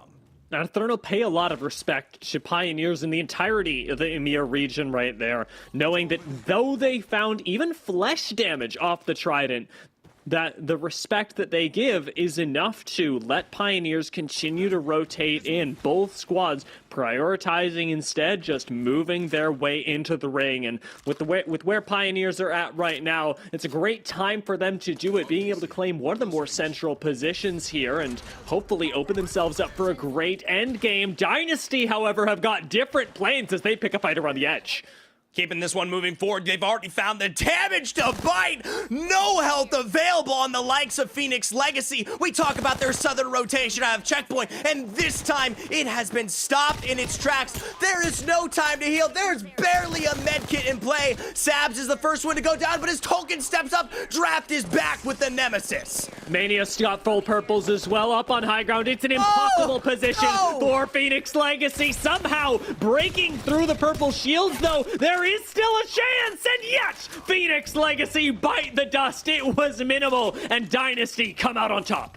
It's a huge loss for the Legacy here as they go down in 20th. I remind you, a top 3 competing team out of game 1, something that's going to hurt their position, especially as we go on to World's Edge, especially as we start talking about that team. I mean, they land landslide. It's about as bad as it gets.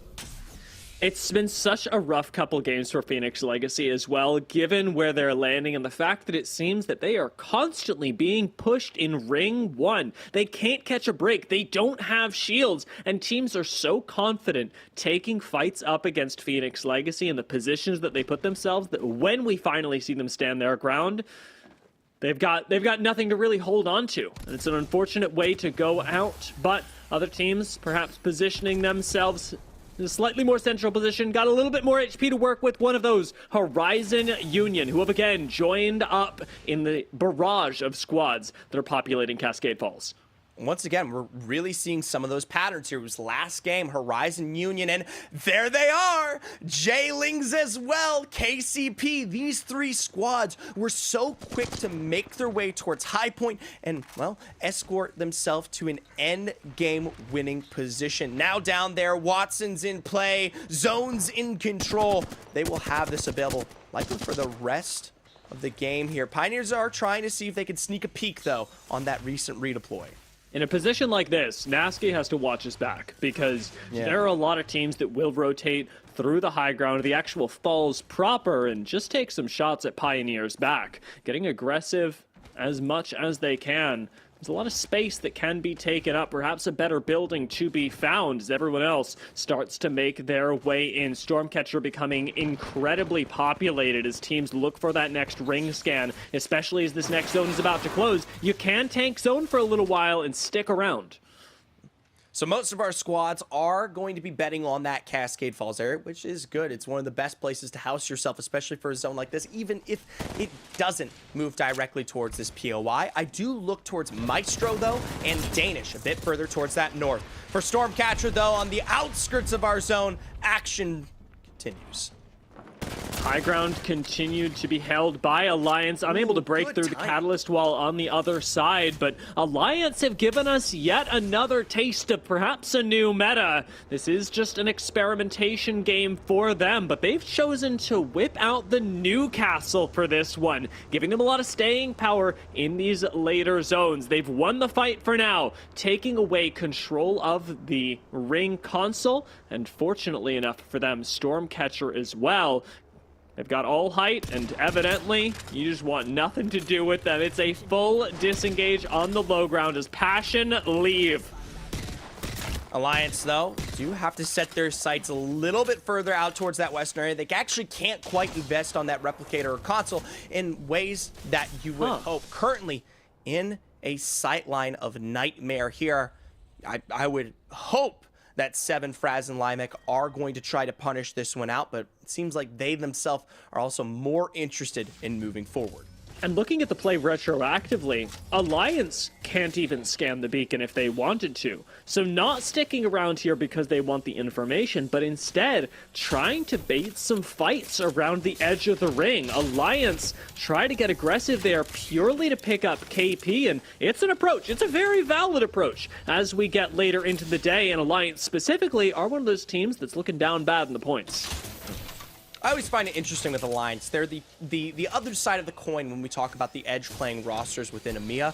You have, of course, Fire Beavers and the extreme success that they found alongside it. But then you have Alliance, who are a lot more placement oriented when we start to talk about the statistics that reign supreme over this team. I will say, when it comes to just generally where they exist right now, tanking quite a bit of damage, vested in those medkits. We'll see how it presents when it comes to the command center. Medkit Simulator! Alliance, they've got a decent amount of time to spend out here as well. Whenever they want it, Valkult is available, but for the moment, they're picking up better gear. They're making use of the replicator in such a way that Nightmare's position gatekeeping them starts to look a little iffy as well, and it is just a game of chicken out here. Alliance can tank the zone seemingly forever, and Nightmare have to know with the replicator available. That's a nice little hack, by the way. Hacky's making use of a great gravity cannon tech to grab a little bit of extra verticality. I cannot believe Passion is still over here. They try to sneak back in to potentially replicate, to maybe get the zone console, to do just about anything. I don't think they expected Alliance to be in this kind of timing there, which, I mean, to me, isn't really surprising. In terms of zone-oriented play, in terms of the timings, they rate the lowest statistically in the entire EMEA region. They take the most time out in zone, albeit not quite the most damage.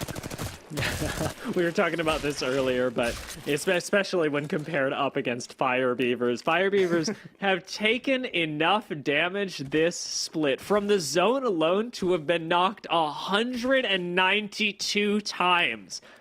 192 health bars they've tanked up, Zephyr. It is ridiculous how much time squads like that spend in the zone. Mind you, they're also still one series behind the rest of some of the other teams here, and they still rate the highest on that statistic. Absolutely ludicrous what we've gotten from these teams so far. Passion do eventually disengage, and Alliance actually reposition as well. Both teams trying to find themselves, as you would say, a happy home in the zone, and Alliance seem to have this high ground uncontested. No one is up here at the top of Cascade Falls. Tough to hold on to. You have to have a Watson or potentially that of a Newcastle. We don't see it often, but the castle wall does hold its usefulness. Now, granted, I'm not completely sold yet. I am a person who kind of bears his weight when it comes to Newcastle because I really look towards that Watson's interceptor pylon to provide the second half of that defense. So we'll have to see how it fares for Alliance as our game moves on. For Fire Beavers, they're like ducks in the rain when it comes to the storm. Happy to exist here and happy to take this fight. The best position you have to imagine, and yet Fire Beavers disengage. They're giving up the replicator on high ground as well as the fight. Clearly shaken by what's occurred earlier in the day. Fire Beavers perhaps not having the games that they expected, and instead making their way towards the zone. You gotta hope they have enough medkits, as Aurora certainly do on their own way out from checkpoint. Tough for them right now. Obviously, we talk about that next movement forward. Thankfully, the northern side that we talked about earlier on today, only really truly held by Maestro and I believe Vortex there, right? So they do have a lot more freedom when it comes to those chokes, albeit not information they currently have available to them. It's a decent position to find yourself in as well. Very quickly, Aurora do pick up on the fact that other teams are aware of their positioning, and their meds are running a little bit low. They've got to think about how exactly they're going to move into these subsequent zones, as really the closest place they can get, they still have to go through all of Wall to make it beautiful. Pulling up the map there is gravity cannon straight on over to Wall, then to the south, largely uncontested there, but not the end of their journey by a long shot. Aurora in a very difficult spot, and E6 also way out of the zone. Taking their time in that millage area, as you have coined. Now we tune into the opposite side of the wall of Cascades, where so many of our teams had tried to set up Dynasty versus Nightmare right now. Nightmare looking low on the low ground, already facing a single knock. Looks like a disengage coming through from them around the outside, perhaps trying to play underneath the building. You are praying for a third party at this point, but it doesn't look like anyone's coming to save you. Dynasty drop down, and Token finds just a smattering of damage before jumping back up to the rest of the team, wanting to avoid that third party possibility as well. Everybody very aware that, especially on Storm Point, that can happen at any second. Nightmare gets choked out on the low ground. They go down, and Dynasty very quickly reset, constantly on their toes, prepared for the next fight. But notably, it is at the hands of Jailings, which already gives me the information that they have rotated out more directly, playing for the west side of the zone. Tolkien here with the charge. Sentinel, you have to hope that one counts. You have to hope they can't get a revive off. Either way, it's happy damage in his hands. Gonna feel pretty good, and perhaps even having just changed the game of another squad, is right now even fights are going on elsewhere on the map. Bitfix Gaming not having a good time right now, but as it appears, we've got plenty of space to play even among these rocks, as Vortex hold the open ground and Kella right alongside them sit in the choke. Taking their time out for this one could be incredibly difficult for Kella. They already dealt with the knock from Tolkien only moments ago. Now back into play here. We talk about the height that lays ahead of this position. It is something that does work in these final zones that they know they need. They need to have if they want to keep this one moving forward. Problem is, 3v3 is absolutely imminent. Certainly is, and with the Bangalore smokes, they're not running Catalyst. There's only so much you can do. And the Seer, especially useful if you can find a good place to lay down the ultimate. But Kella don't really have that so far. It's a position to turtle from, to wait for their next rotation. And in this particular case, Odie's Valk ult may very well come in handy, especially based on this next zone close. Nobody knows where the ring is going after this. It's going to be revealed to all squads simultaneously, Kella included. So let's see what happens. I will say, coming through here into this open area is never the easiest position, but with that height and that, you can literally see the support bin on the mini-map right now. That's like the minor cover you get from that northern angle. Now, granted, not a composition that typically can truly do so, and Vortex much more in a position to start claiming this one out, especially as they slow walk in this next zone.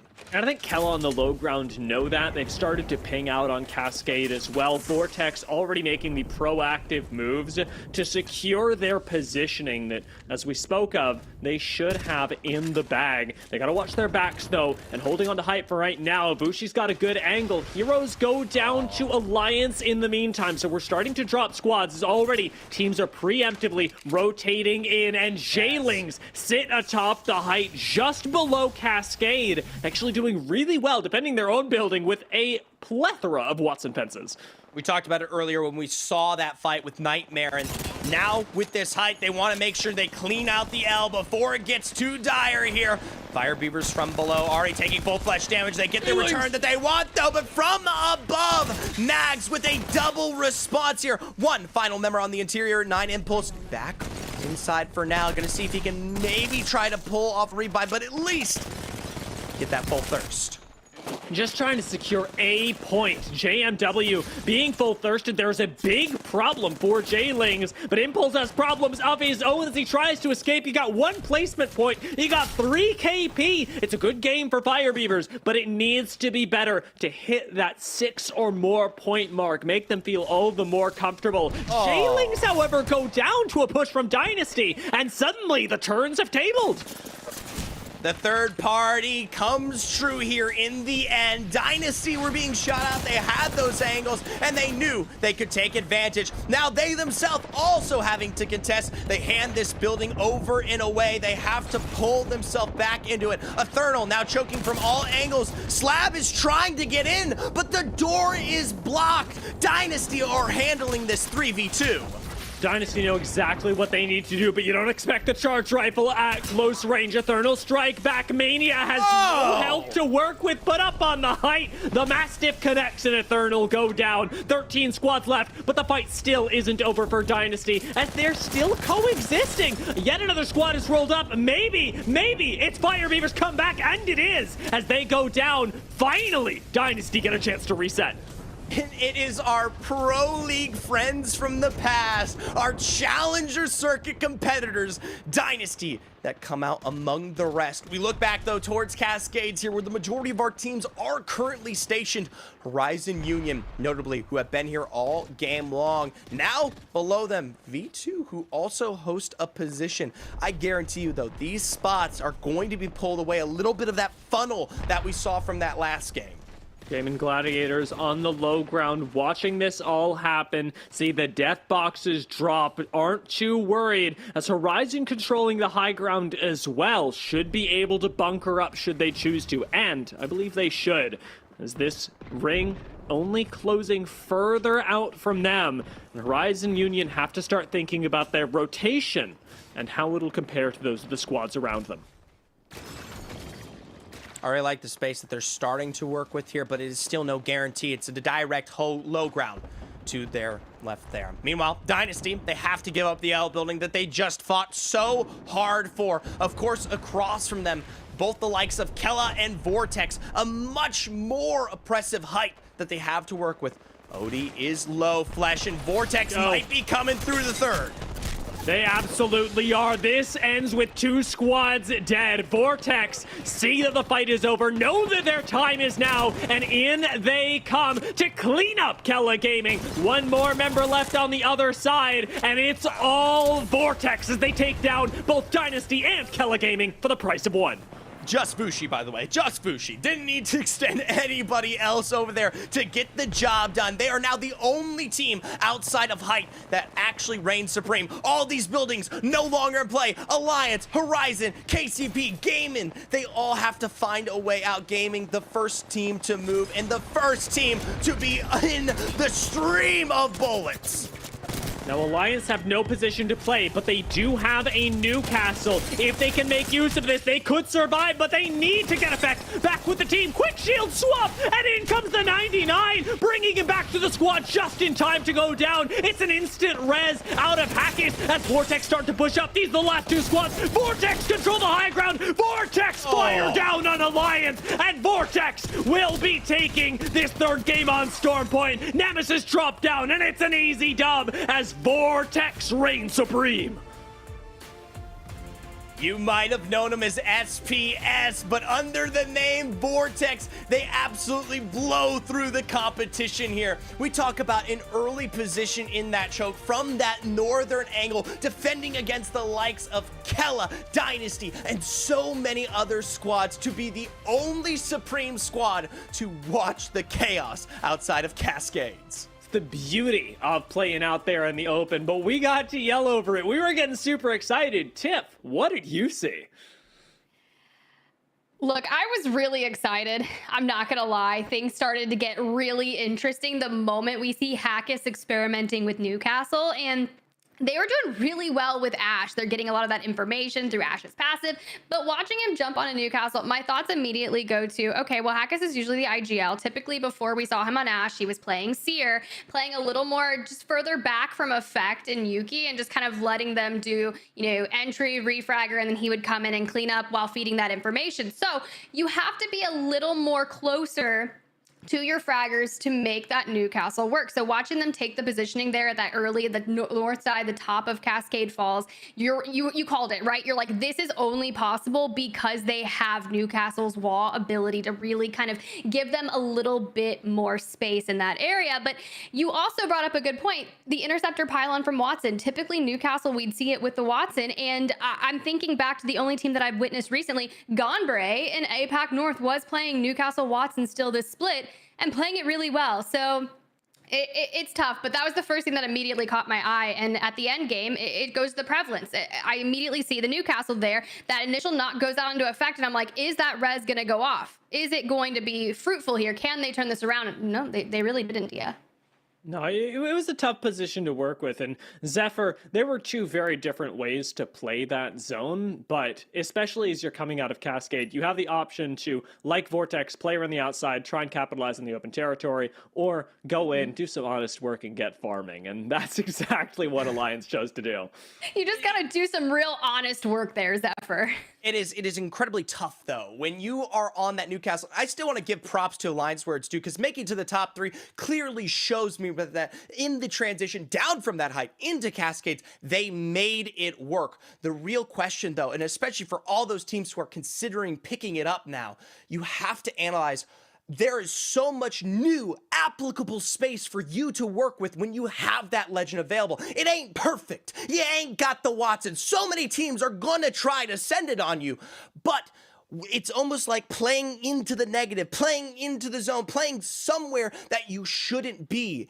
It works. Going out there, taking off angles, not being in that building. It is something that can come together, but it is completely against the norm of what your average IVLs or anyone is typically thinking. I love that, Zephyr. That was good. I love that so much. It was very hands-on, very good. No, you said something there that you're talking, just breaking all those things down. And speaking of the sorry, I always have to mess with you, buddy. But here's the deal. Let's go ahead and bring in our beautiful guest. We're going to have a good interview here, and I want to jump into some more analysis, and the best person that we could have on our show right now is going to be Loopy, the current of performance and coach for Vexed Gaming. Buddy, I know we had a good chat in London, and it was really good to see you here, so thank you so much for stopping by. But I want to go ahead and give you the floor to introduce yourself and talk more about your role in particular as being the head of performance and coach, and like what that entails maybe on a daily basis. Yeah, absolutely. So as you guys mentioned, I'm Loopy. I'm the head of performance and the coach of Vexed Apex team.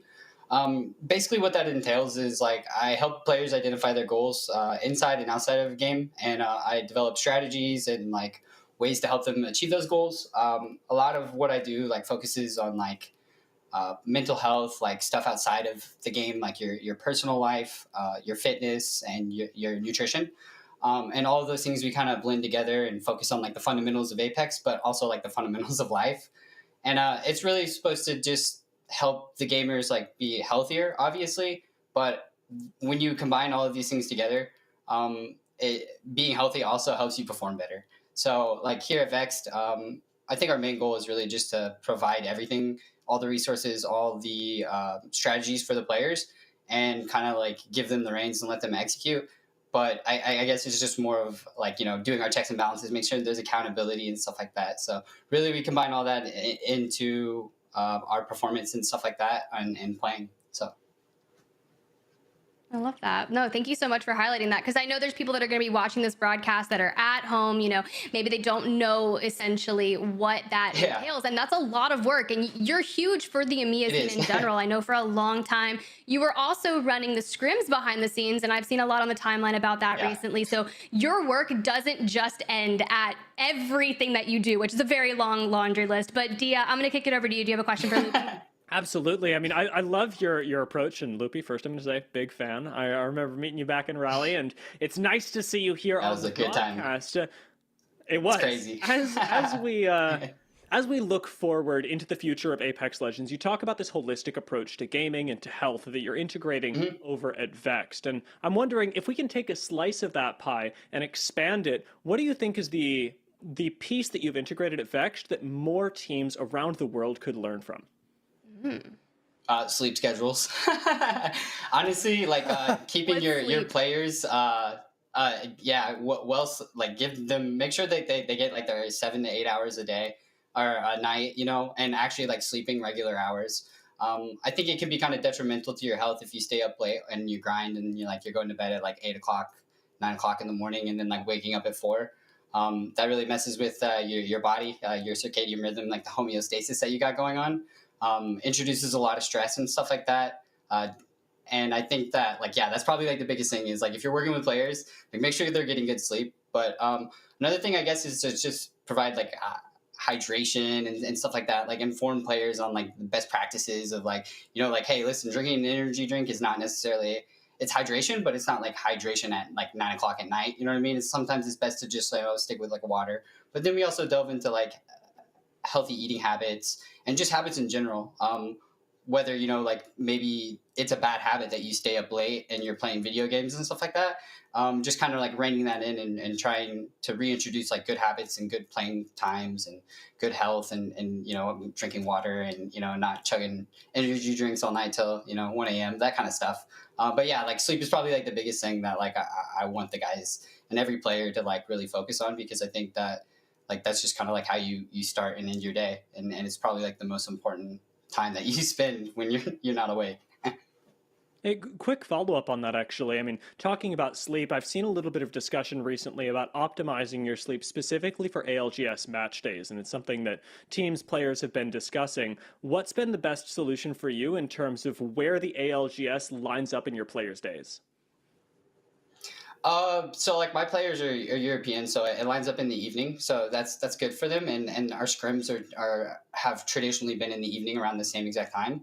I would say that like it's more into like LAN that we really kind of like we're talking about sleeping habits, is because the time like going up into LAN was like really, really important, and then on top of that the players are traveling. Of course our players are European, so like they didn't have that much of an issue, but I know like other teams, like the whole transition going in like 4 days, maybe 2-3 days even before LAN, and then just expecting to show up from across the world and play to your best, I think that can be kind of difficult. So I know we gave our players like a few extra days, and we sent them to bed, from boot camp every single night at like the same time, and ensure that, like we weren't staying up late. But at the same time, I tried to do like some sleep tracking, use like the technology like phones and stuff and apps that I've introduced to like help like them like mark down the times that they're sleeping. Whether they like stick with it or not, it's really good to know that, like they understand like the sleep habits are good and that they're kind of tracking it and taking accountability of it.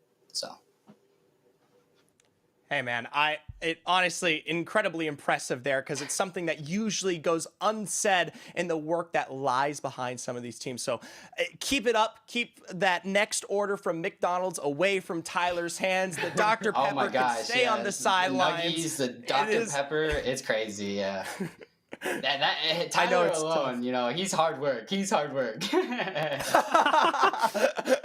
Trust me, I've definitely heard and seen it on the timeline here. But I know your role, it expands past that, Loopy. You're not just the health guru here. And Vex's performance has been absolutely a success coming into the split. But at the very start of it, things had changed. We got to talk to Tyler, of course, and Matafe, who really said he wanted to evolve the direction and play style of this team. I know you play a pivotal role in those decisions and how they transpire. So I want to hear from you. How did you help Vex put themselves in the mental, especially after playoffs and especially going into a new era? Yeah. So like, I guess the first thing is like at LAN, like we're the lead up to LAN. I didn't want to make any changes. Just a couple of like kind of like minor changes. And that was simply because of the time limit that we had. But in the back burner, like I gave them all the information about like what I wanted the team to do in the future and the split coming with the new changes, the update. So yeah, like I played a big role in that simply because watching these guys from a different team, like I saw like how the edge play style primarily like led them into a lot of high risk scenarios where they couldn't essentially come out of. And I really wanted to reduce the risk and get the guys to end game scenarios because I knew that they could fight. Right? It's not a question of whether or not this team can fight and if they have like good mechanics. It's more of like them getting to the positions and to the end game to actually win the game, which means that they're transitioning from like playing for KP or playing for like a big game here and there to playing to win every single game. And that's kind of like the mentality that we've put forward. And we've stopped like focusing on like the meta, I guess, and more so like putting ourselves on legends that one, we're comfortable playing, and two, that we're like more able to like be creative with, I guess, and kind of like fight back against some of the meta. Before they were playing like 3 legends and that was all they could play, but now I think everybody can play like 4 legends each. So it's like everybody is very comfortable on multiple legends. So. And that's exactly what you need to have happen, going into Split 2 playoffs. Yeah, I know Zephyr does what Zephyr does, bro. It be like that sometimes, but that's immensely accurate. You're doing a great job over there. And before we let you go, we're going to run the final circle. I want to hear your thoughts kind of when you're watching this, how you would approach it and maybe any nuances that you see going through this, Loopy. So this is your show now, buddy.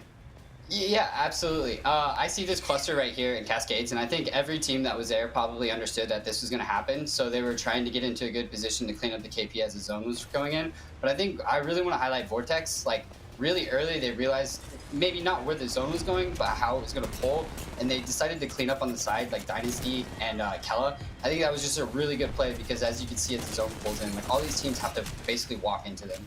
That's kind of like something that like I emphasize is like putting yourself in good in-game positions.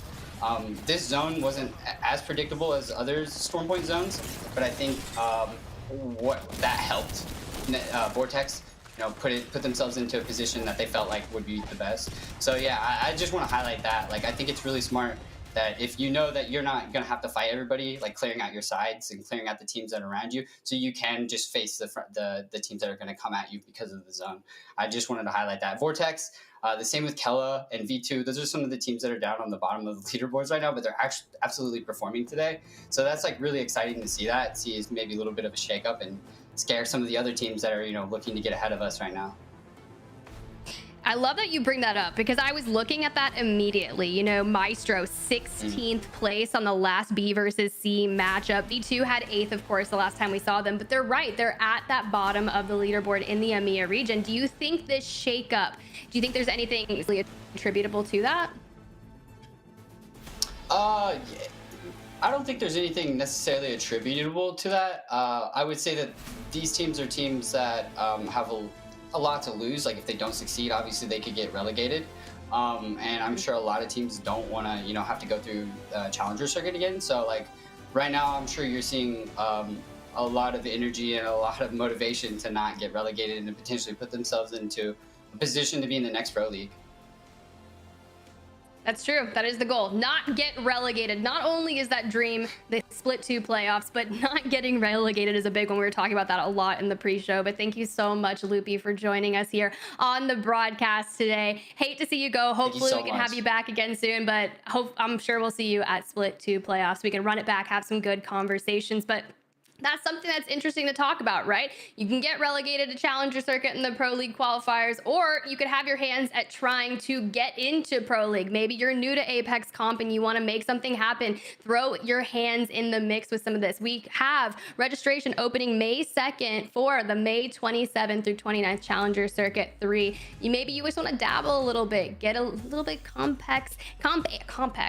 Apex experience ahead of year 4, but now I just made up a new word. I'm not even gonna call it Comp Apex. It's Compax. Okay, guys? I hear you laughing, Dia. It's Compax. If you want to see what that Compax experience might look like, we've also got the final stream coming on tomorrow for both EMEA and North America. Zephyr and I already know are going to be covering all the EMEA actions, so you can check that out, as those will be the streams that are happening tomorrow, and you'll get to see the finals and what it looks like to attempt to qualify into the Pro League. Yeah, it's really challenging. And it's interesting because you'll see a lot of teams that have already had pro league experience that maybe they want to go hone in on something. I can think of some people that are like, hey, maybe I don't want to focus on being a fragger. I actually want to practice my IGL skills. So I'm going to step away, form my own challenger secret team, and learn all the IGL realm. So that is a lot of what we've seen, but the finals can get really wild. But here's the deal. I mean, I sent Dia away last time. I think I'm going to kick Zephyr to the curb now for game number 4, and I'm going to still Dia, and we're going to cast this one. So go enjoy your break, grab some snacks, maybe some hydration for yourself.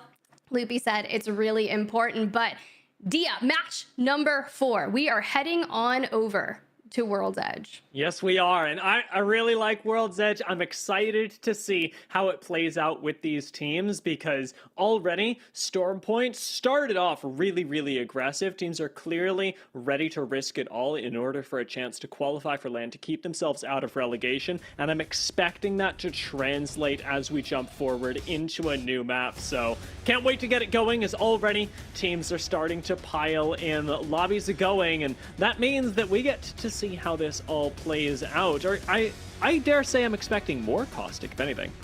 Ooh, Caustic. I mean, that's interesting. We got Kella Gaming, your match 1 winners, V2, and then more importantly, Vortex as well. A lot of interesting names that have a lot to play for here in this series. And now for the teams that maybe aren't where they want to be on the leaderboard here for the day, they have to step things up going into World's Edge. And one team in particular that we've been looking at a lot, Aurora. They've had the biggest question mark. A lot of teams have been talking about them, not even just in the EMEA region. It's kind of that, like, I wouldn't say we're going to go with the what's happened, because I feel like a lot of teams are running into issues here in Split 2, whether it's the current meta, it's adapting to some things. But I will say, I want to shout out Aurora for putting out content pieces on YouTube with English subtitles, because I have a language barrier when it comes to learning out a lot about that. And, Ranches himself said he prefers World's Edge better, so I guess we've got to see what's going to happen here, Dia.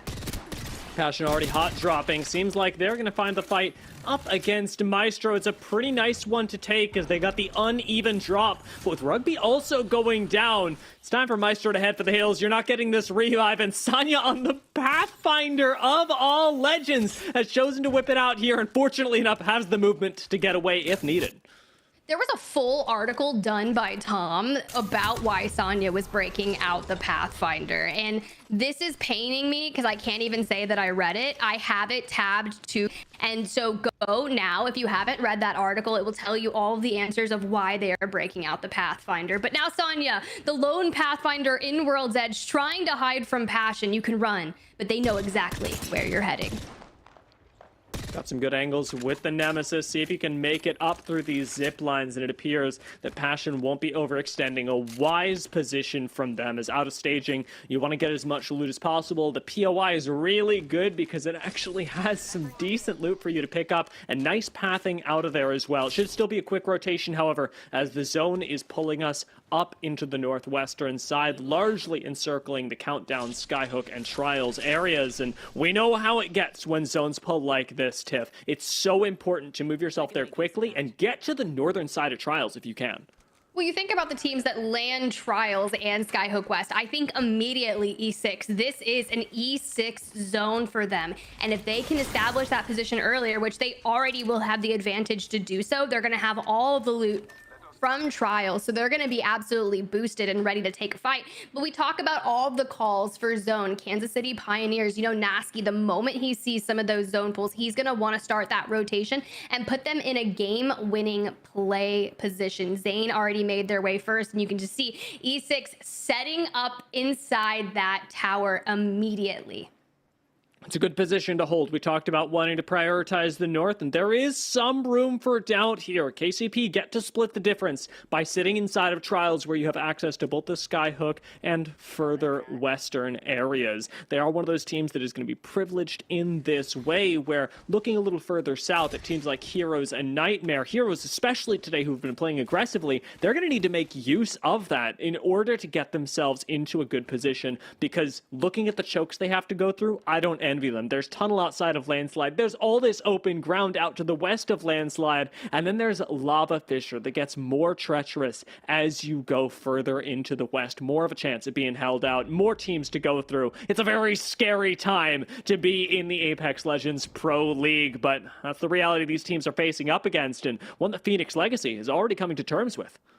Ooh, that's going to be rather challenging. I feel like we just saw Alpha Draft potentially go down because it's, oh, there goes the res off. Shout out to Sabs for being able to recover that. But Horizon is positioning themselves in a very, very nice way. I like that, but they need to make sure that they can manage to handle that. But Nasky, this is brilliant, you know, going to high ground and getting that charge rifle in near LOS of E6 to completely deteriorate their resources. Now that's something that's tough, right? E6 lands trials and they only get to loot this area, which will give you good shields, good bags, maybe a gold knockdown to boot, but you're not going to have a plethora of healing resources here. So if Nasky can utilize the charge rifle and absolutely grief them to a sense, you have to be able to maintain that, and that's going to be tough. Yeah, Nasky, with the blue shield as well, has the responsibility of farming this up for his teammates should they choose to trade out later. Hitting purple now, it is about picking up as much HP as you can for this end game, and that's what Pioneers are playing for. They're not looking for the second-to-second plays, but instead absolutely focusing on 10, 15 minutes out from now, when eventually they're going to have to drop down from trials and preparing themselves for a play like that. Perhaps a little overextension. Zane and Nasky seek a play that truly doesn't exist as J-Lings have pushed all the way inside and have themselves yet another skirmish to contend with. It's a great generator that should keep J-Ling safe, but it's temporary safety as they're flanked. Yeah, you think about the Jenny coming out 250 HP for the shields, and it's going to eat up any ordnance that comes their way. And you can see that Arcstar immediately sucked up, and Nag's going to push in and completely cuts the wings off of Yolu. Now with that opening knock, this gives J-Lings the advantage, and they can kind of just heal. Nags will have to get some shields before he can go back in, but this is Noises and JMW's time to kind of shine and encompass, putting damage down so they can focus on healing. It's an ingenious way to deal with the situation, but they're not the only ones fighting. Fire Beavers have their own engagement up against the Gaben Gladiators, and it seems to be going their way as J-Ling certainly have enough time to take on V2. It's been a quick wall out of Izidan to defend the last two remaining members, but there's nowhere to go for V2. It's not an easy exit out of trials, and they certainly can't stay here. No, and I mean, you've already got a match win in map number 2, so you don't want to go out now. You want to continue that consistency. Meanwhile, Gaben Gladiators is our first team to fall here in match number 4. You'd recently highlighted them kind of taking on Fire Beavers, but Nightmare on the kill feed right there has already picked a knock onto 2 members of the FB team. That's rather dire for them, and they do run the gauntlet of being on the edge, but things are looking to be a little tough for them near Fragment. But J-Ling's still here, now sitting on triple blue, so a very good engagement for them, and they're not going to continue that fight onto V2. V2 is kind of just saying, hey, we're disengaging, we understand. They weren't even able to get the banner from Yolu. And it's a risky disengage exactly because of this. We talked about it when they were inside. You can't stay in trials and you can't very well leave. V2 are forced into a no-win situation and very quickly taken down. 17 squads left, and it's the natural conclusion of the engagement we just saw in trials. Danish actually encountering a similar position as they've got to transform themselves in between buildings, finding one already occupied. Yes, it's kind of interesting. We've had a lot of pop-off moments from Danish on their last match day showing, so I was really excited to see what they were going to bring to the table today. And coming into map number 4 in 18th place with 17 points overall, I feel like this is the game in which they're going to have to turn the tides. But checking in with everyone's favorite Beavers, it's going to be the Fire Beavers. 9 Impulse, last alive for the team, does not have the banners and has kind of done a negative rotate out into the zone to see if he can finesse himself, maybe bide some time to hope that that team is choosing to rotate and not banner camp, Dia. Oh, the survey beacon, that's going to be really tough. Now that he knows there's nowhere truly to run but back into the zone, Impulse is going to be hiding for now, but you already know that there's going to be a seer on his tail, and he's got to wait this out, waiting for the med kit to happen. It's not going to be an easy fight, and Kella take out the Fire Beavers. Yet another team near the bottom of the leaderboard that has taken out the Fire Beavers once more, as these late rotates are starting to bite them finally in match day number 7. Yo, you say that so politely, but if I'm 9 Impulse there and I'm just trying to get my teammates' banners back and that map room scan comes in and I know there's a seer on that team, I am screaming. Like, it's fine. It's fine. It's a really tough situation to deal with, and I think that going into that, you know the survey beacon's right there. There's a good probability that it's happening, and honestly, good play from Kella as well. Fire Beavers do like to play with, I hesitate to call it disrespect, but certainly a little bit of ego as they try and find situations where other teams aren't performing optimally, where other teams aren't prepared. In that situation, Kella absolutely are, because people are dialing it in as we approach the end of this season. You're not giving up any space. Aurora haven't given up any strats until now, but this game certainly gives us one. The composition of Wraith, Caustic, and Mad Maggie to be whipped out here. Look, this is kind of the Aurora of the past that I was really excited to see. Sunset was typically playing a lot of Seer, but now putting him on the Caustic. It's that Legend composition that we saw being broke out in Split 1 and a little bit here in Split 2, and the building that they're playing for right now is really beneficial for them. I like it a lot. It gives them a little bit of an edge into that next zone, but unfortunately, no Valks are allowed to survive on any kind of repositionings. Like, you should know that by now. It's Valk ultimates are so highly punished, and then when you're having a seer on an enemy comp, when you go to hit that res, that immediate cancellation, and heroes are looking highly aggressive. And Loopy said, hey, if people are looking to avoid relegation, nice freaking sentinel shot, bro. What is heroes on today? Babylon's just playing differently right there, finding the knock out of the sky, then the knock on the ground, but it's got to be a quick reset for them. With the Digis inside the smoke, heroes buy themselves a little bit of time. You combo that with the Seer ult, and their reset goes off without a hitch, as Aurora perhaps have found themselves one. Unfortunately, short wall around the outside means that you got to take a moment as Passion to evaluate this, and if I see Caustic Maggie, I tell you what, I'm not pushing. No, dude, there's no way I want to push inside that building with a Caustic. You know they're utilizing those Nox gas traps to effect. They've already burned through their Dark Veil, expended a lot of the resources, and they had taken a primarily large source of damage there. And so very, very tough, but you can see that Aurora has already repositioned themselves into like kind of crescent moon style area, and you're just having to duck behind boxes, supply bins. It's relatively in the open, but yes, it's in the zone. And now Passion is going to have to push out of that building to get to where Aurora is. And you know, Sunset is going to have to do his best anchoring with those barrels to prevent people from being able to walk up, whether you're nestling them by the trucks, which you can see doing well sourcing that. And if Ranches can utilize the Nemesis there to lay down a lot of damage on Passion before rotating, and this should be an easy cleanup for them, which is something that we need from Aurora. We know they can fight, and honestly, go check out that YouTube content that Aurora is putting out. It was like 120 seconds with Ranches. I learned a lot about him. Man doesn't like spiders or snakes, but I will tell you, if he had an ability to choose between flying or shooting webs out of his hand, he would pick the shooting webs. And as someone named Spider Tiff right now, I like it. Yeah, it's looking good, whether it be their positioning or their choice of superpower. I'm surprised at the fact that he would have chosen to shoot web, despite the fact that he doesn't like spiders.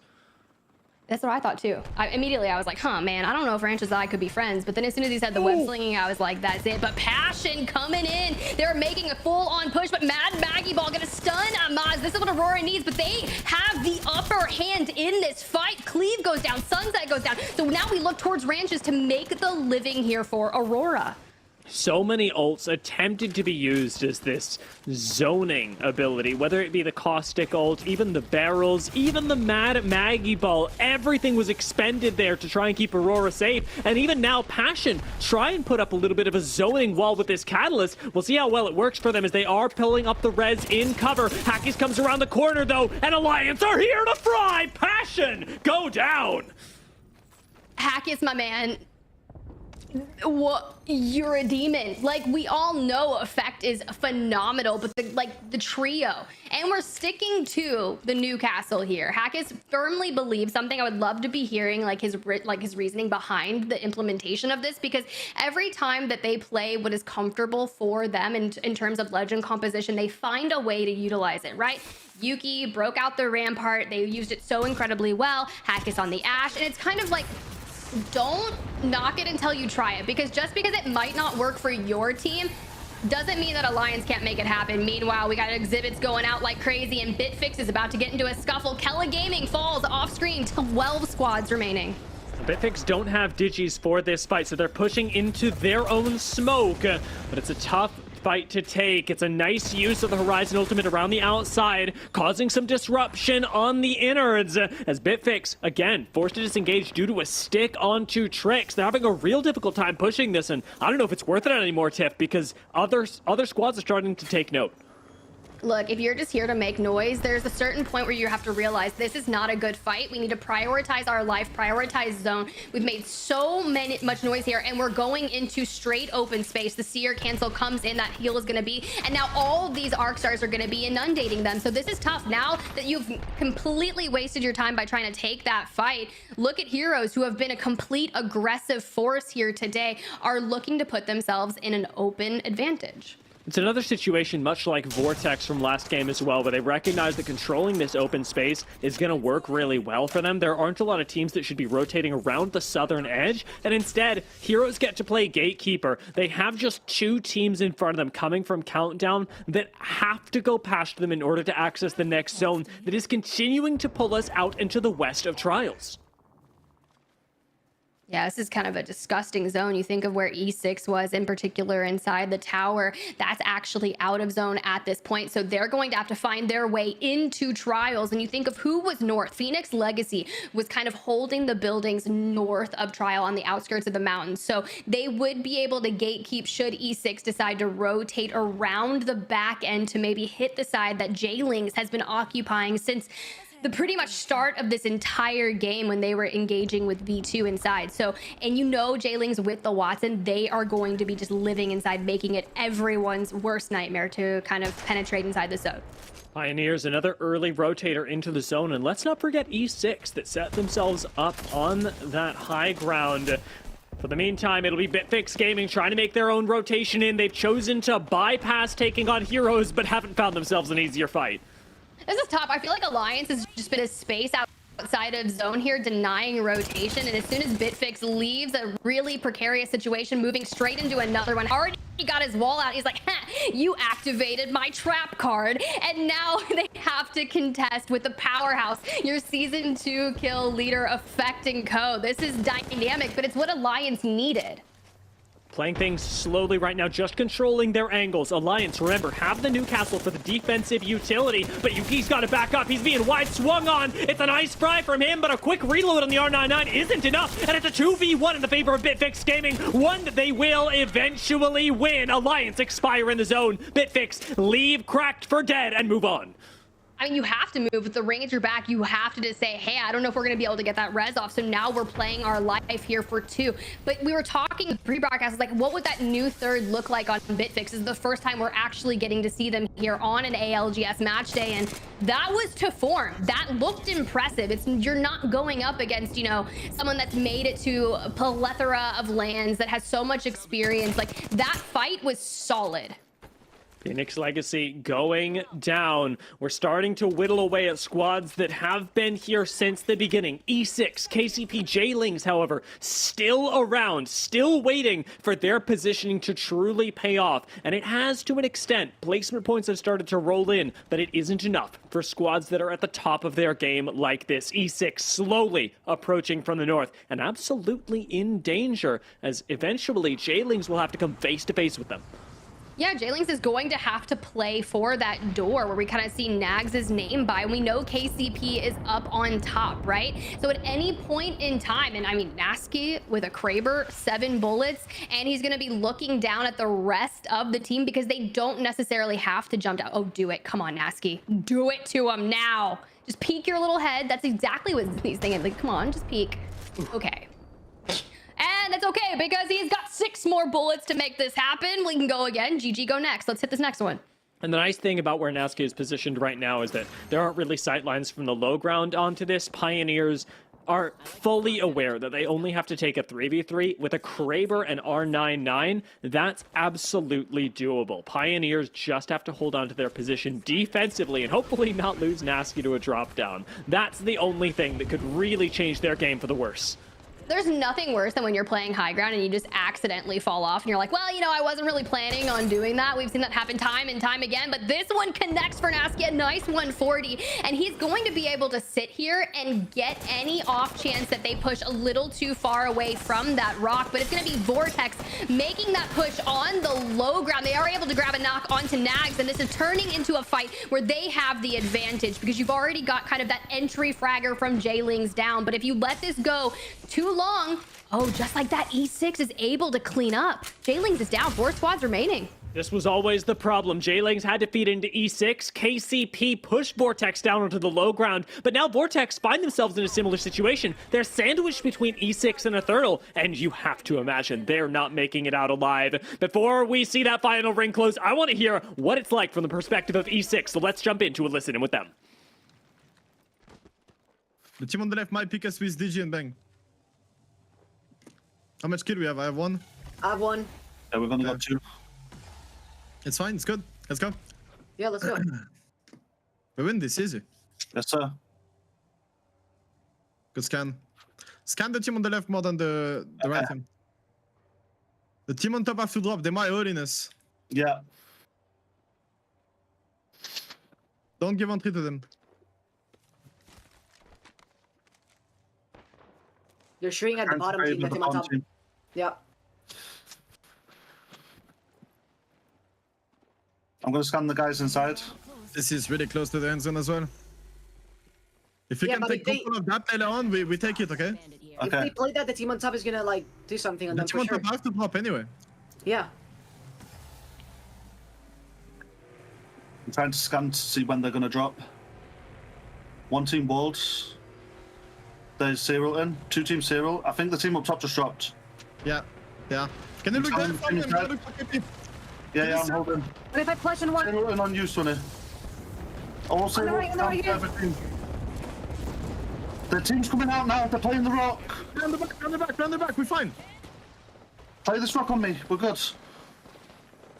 There's still 1 inside. I'm holding that shield. Okay, I nearly cracked the guy inside. Yeah, you're good, Kenda. That's perfect spot. You're good. Yeah, I know. To the right, Kenda. You might have kept him. I got the guy spot. Last It's the last 2 squads. But that will knock on the right. Can we clean that? Push. Yeah. See it, Quatch. I'm not on right. Get in. What one's that? Nice stoppage.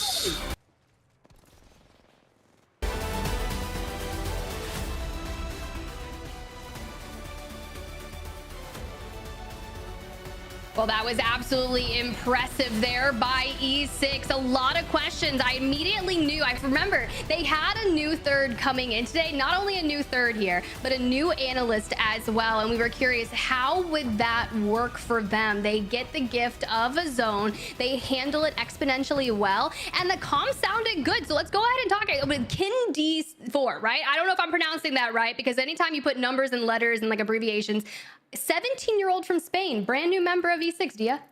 And they put a lot of trust in him. I, by the way, Tiff, have been going with kinda for a while. So that's what I'm laying out here. And I think that E6 really demonstrated a lot of nice gelling in their off time. You talked about the new third, new analyst as well. Clearly have been crushing it because they put him on Valkyrie, they let him take the off angle, and E6 play that end zone expertly. There are a lot of situations where you can mess this up, where you can run in, take that fight too quickly, and lose to Vortex coming out of Trials, and yet they sit back and manage. I didn't even feel like E6 were the focus at any point.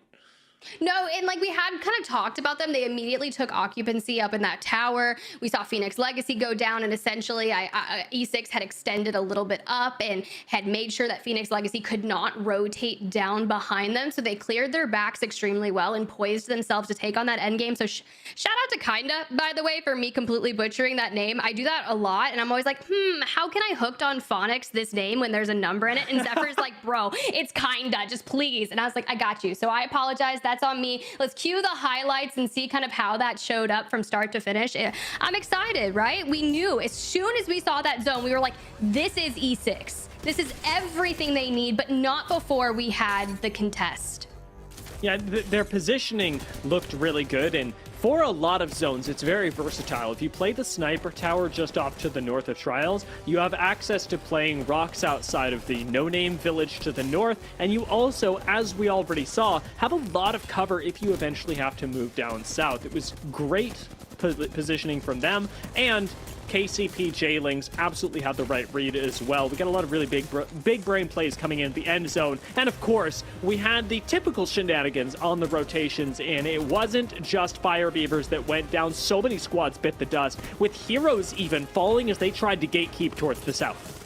Yeah, just think about this positioning. We later saw Passion occupy it, then Alliance comes in, and then Bitfix rotates out and tries to make a play for that positioning as well, because you think about owning that southern side of it, maintaining this and being able to play forward would actually get you a good chunk of placement points. But this fight by Bitfix, yes, they lose out on Cracked here, but it was impeccable. And then Vortex has to go through and start kind of pushing out J-Lings into the open fray of all of the teams. This is why it is so important to secure your backside and make sure that no one is pushing behind you. And even with a Watson and all of the fences to put in the defensive fray, they were not able to maintain that. And absolutely an understandable position from the J-Lings squad. They tunnel visioned hard on the fact that E6 was the team to look out for, forgetting entirely that a team could still drop on them from behind. It's a mistake that every one of us has made, that I make constantly, but it's a mistake nonetheless that opens up their backs and gives Vortex a second place finish at the day. Ooh, I mean, that's a very nice performance there with 18 points, but not to outshine their Element 6, 12 placement points, 4 eliminations. One of my favorite parts of the listen, and it was like, how many KP do you have? And you just hear Kinda go, I have 1! And I'm just like, yes, Kinda, you're doing it. I'm so proud of you here in the ALGS. But Pioneers, well played from the top. Nasky with the Kraber grabbing some good points. Heroes, that aggression that we saw early on, netted them 3 KP for a total of 4. Passion doing incredibly well, but it was Fire Beavers and Aurora that kind of, I feel like, had a game cut short for them. Like, it could have been dominating, and that's just been kind of the mantra of FB today. They're just not having one of their best performances to boot, and that's okay, right? Can't win them all. You can't be perfect. It's got to happen, and I'm sure that we're going to load into game 5 or 6. Somebody's going to get a Kraber, and we're going to be singing Fire Beaver's praises as if none of this happened. Because right now, sitting at 15 points, they still, with a win, can continue to jump up. So, Fire Beavers fans, fear not, for you still have time. For squads like Aurora, however, I do have a few more questions. Because they're continually shifting their comp, because they're continually shifting their roster in an attempt to find success, now that we've entered week 7, or rather match day 7 of the ALGS, they've whipped out the caustic Mad Maggie Wraith and fell still early on. What is the possible answer for Aurora is the question that everyone has to be asking. There's a lot of people that are asking questions about Aurora, and we have yet to see an answer be given from Aurora themselves. So we're just kind of all waiting on pins and needles to see when will it click. It's not, they're so talented, every individual player, and it's tough, right? Split 2 has been pretty tough to a lot of the top performing teams in Split. But cut to a quick break, and when we come back, we're gonna have batch number 5 for you.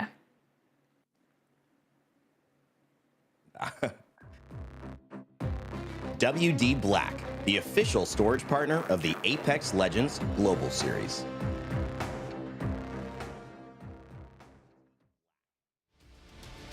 And now here's where you guys want.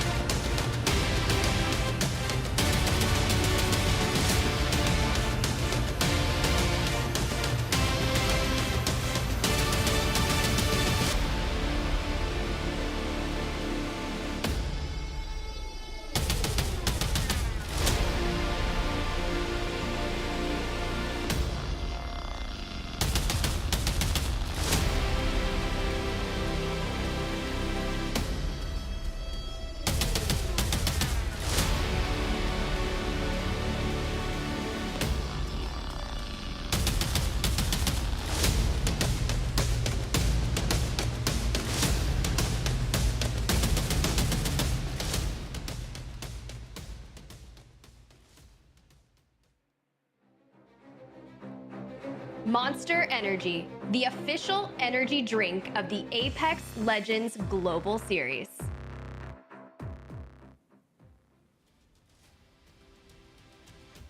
Welcome back to Match Day 7, folks. We are about to jump into game number 5. Zephyr, a hearty welcome back to you as well. I missed you during the last game, but now we get the chance to cover some World's Edge action together. What did you think of last game? Oh man, I first of all, you know for a fact that anything towards that Northwest is my favorite zone when it comes to World's Edge there. But the absolute structure of how E6 played that out is about as good as it gets regarding cerebral and effective decision making. Yeah, I really enjoyed the way that they navigated that, and we had a lot of teams having different takes coming into it as well. We so often focus on squads coming from the north, coming from Trials, and KCP had a decent attempt at dismounting Trials as well, which does fell a lot of teams and did ultimately take them down. I think from them, it was a guarantee right from the get-go, but it's the effective nature of a team who knows they're in a winning position to play that out from that moment forward. You are gifted success. You better deliver.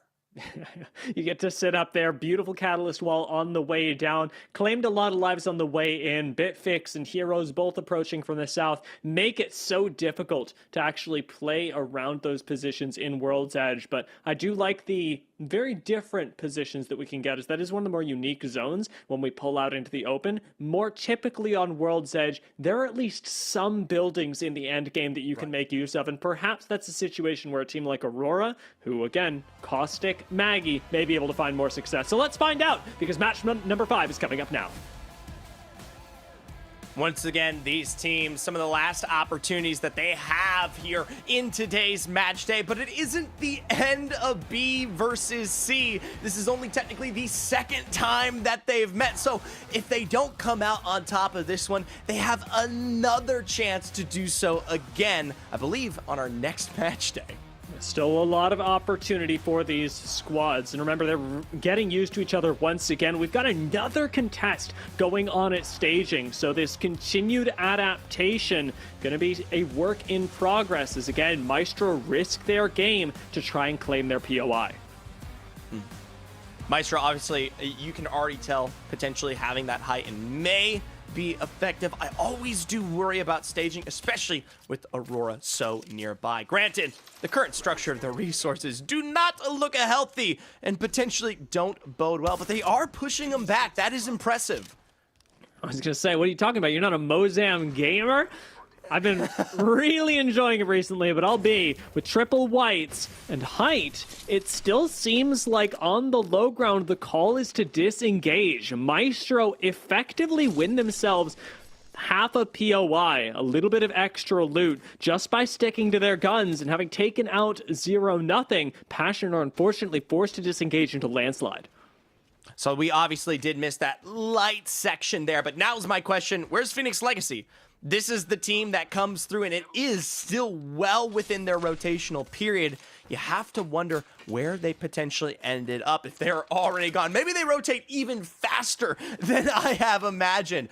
Currently at technically the lowest or fastest looting team, but oh, look at that. They have indeed rotated fast. It separated Imp, though. He is down. He had to take the other choke because Passion came in there. Now, granted, it's so early that it really doesn't matter, but they are forced on a slight delay as we do start to discuss this northeastern zone. So many of our teams already making their way forward. Vortex, more than happy to have this one gifted, but you can already see Jailings so quick with it. Yeah, I'm really appreciating how they play right now, because showing up again early to a zone that does favor people who are able to take northern positions is really beneficial. And with where Jailings are sat right now, they even have options if this ring starts to pull a little further south to play the rocks outside of Overlook. It's a good position from them. Bitfix, however, up on height, have a great position of their own as they start to take a fight, remembering, of course, that third parties could very well be in the area.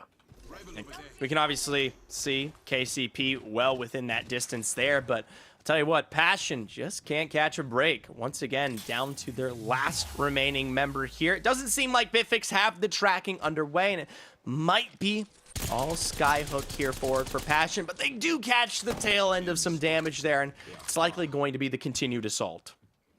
Yeah, Bitfix can actually chase this for the rotation in. Depends what choke they want to try and take. Skyhook completely empty at the moment of most teams who should have rotated in. And Bitfix have the option to choose between a rotation through Skyhook, one that takes them up to the north, or through the choke points by Sniper Tower leading into Fragment. It appears that their rotation is going to take them more directly towards the Grandma's house area and perhaps the survey beacon that lies there, while E6 start to make a push of their own, heading out again towards the north, towards this zone that, as we believe, should be favoring teams that do hold the more northern positions.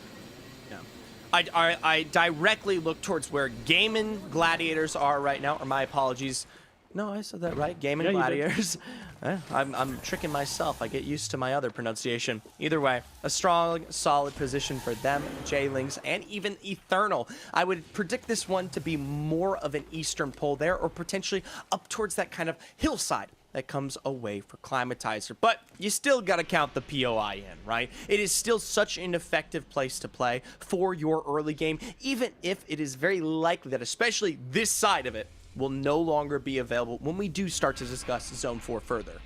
Cyril means that Phoenix Legacy and E6 will largely leave each other alone now. It's a tenuous position to coexist from, but one that Phoenix Legacy can manage and hopefully farm for a little bit of damage. That's really their biggest concern at the moment, is making sure that they are not walking into Zones 3 and beyond with white shields. As much as you can get done with the Rampage, even the R99 at close distances like this, to give yourself the extra 25 HP bump, the better, because it's going to count for a lot later in the game. Now, KCP, we talked about them coming out of that countdown area. They decided not to third party and instead take this fight. That building we already know taken out and away by, I believe, Gaming Gladiators here. For them, it's going to be the bridge instead. Still, not a bad position whatsoever here. It is very difficult to hold all of the angles that exist in this current spot, but it still allows you to kind of transfer down that hillside into where we think that zone is pulling, much better than, say, having to compete outside of Climatizer. Yeah, and you do have to really time this properly as well. This is so often what we've coined as the bridge of death when teams land here, so I appreciate that Pioneers are already scouting out alternate positions that they can take, perhaps even sieging on this macaroni building before other teams do start to arrive. They get a good shield break early on, but KCP are going to play things slow and steady, not wanting to overextend, with Gaming Gladiators shooting them in the back. Now, likely it is still incredibly early here, and so this position probably going to be relatively safe, at least for the next 2 to 3 minutes, but it's epicenter in that building that do pose issues, and as a result, Pioneers are moving. They want nothing to do with it. They see they've got space available. They see they have access points here in Climatizer, and decide to take it out and away. We'll have to see, especially in the late game, if this zone does pull outward from this POI. Will this have been that kind of, well, game-breaking decision that holds them back? Could have been, and that's the risk that you always run when you're taking rotations like this. E6, Phoenix Legacy still poking at each other. Phoenix Legacy, unfortunately, not having been able to pull out the Evos just yet. E6 are making positive trades every time, not giving an inch up against PXL, who unfortunately are just hemorrhaging resources. Thank God they have the Watson up on the high ground to at least be able to give them some semblance of safety. Another double seer ult means that, again, these teams won't be pushing each other again. We're at a standstill, Zephyr, and everybody, especially in Climatizer, is just holding their breath right now. Well, I'll tell you who's holding their breath, trying to stay as quiet as can be. Amaze from Passion picked off in Bitfix. They did actually opt to fall through from Skyhook, albeit it didn't quite look like that the last time we saw them. That's going to be your first team eliminated here at the hands of not only Bitfix, but of course Maestro from early on in this game. Happy to now have that KP confirmed. Surprising to see the way that it's played out until now, and Bitfix do give up a lot of their rotational time, opting to play Edge as a result. They're going to be coming out of Skyhook a lot later than everyone else in the lobby, and again, making their way up north in a similar fashion. very, very late. As a result, we're starting to craft up already. Get yourself in the best position. And for right now, Mozambique's actually looking pretty good should you choose to pick it up, because hammer points, I am a big fan of. It takes that weapon from what you assume is a short-range addition to, I mean, more of an oppressive take in terms of the mid. Now, I don't think anyone's going to be dropping any one of these kinds of weaponry to pick that one up, at least this late into the game. But I do love to talk about it when we get the chance, especially in the early game. If you can adjust to the projectile speed and take advantage of that tighter spread, it can be such a good tool. And it's actually something that we did get to see. We didn't get to really see, but Maestro, they had it in their hands as they took that against 0-0. Yeah, it would be cool if we get to an end game and see that play out. However, what we're seeing play out right now is a push from Alliance, and it's right onto KCP. Remember the importance of these seer ults, something that KCP have not elected to use yet. Neither team really, as everybody holds on to these resources. The Pioneers do evidently have a little bit of safety to work with, despite the open sight lines just off to the north, because Alliance have opted into the low ground with Newcastle. This is a great move, Zephyr. I think it is something that is going to last at least for the next 2 zones, but it does always worry me. We talk about this specific area and the sight lines that come through from that bridge and from Game and Gladiators. Right now, it's not a problem, because I don't even think someone's playing those spots, but especially as some of our late rotating teams come on in, our zone clearly caters more towards this eastern side. That's when you do have to start taking a little bit of worry. Now, granted, Castle Wall, it can block quite a bit of damage, but if you are full sent on a complete assault, I mean, you're stuck in a hole. That's absolutely true, and I do wonder whether teams will choose to jump in onto Alliance. If anyone does try late Valk ult there, they've got the extra bit of cover, but it ain't exactly the best position to play in the first place. In the meanwhile, however, Heroes, they've encountered a little bit of trouble trying to make their own edge rotation. It's not particularly a super late one style of play that they're going for. However, it is one that will be denied nonetheless by Kella, who have actually been playing very, very well today. A fantastic response, especially when we talk about, where they currently reside in EMEA as a whole. Typically, I mean, literally at the very bottom in 30. Today's points alone will surpass everything they've been able to put up.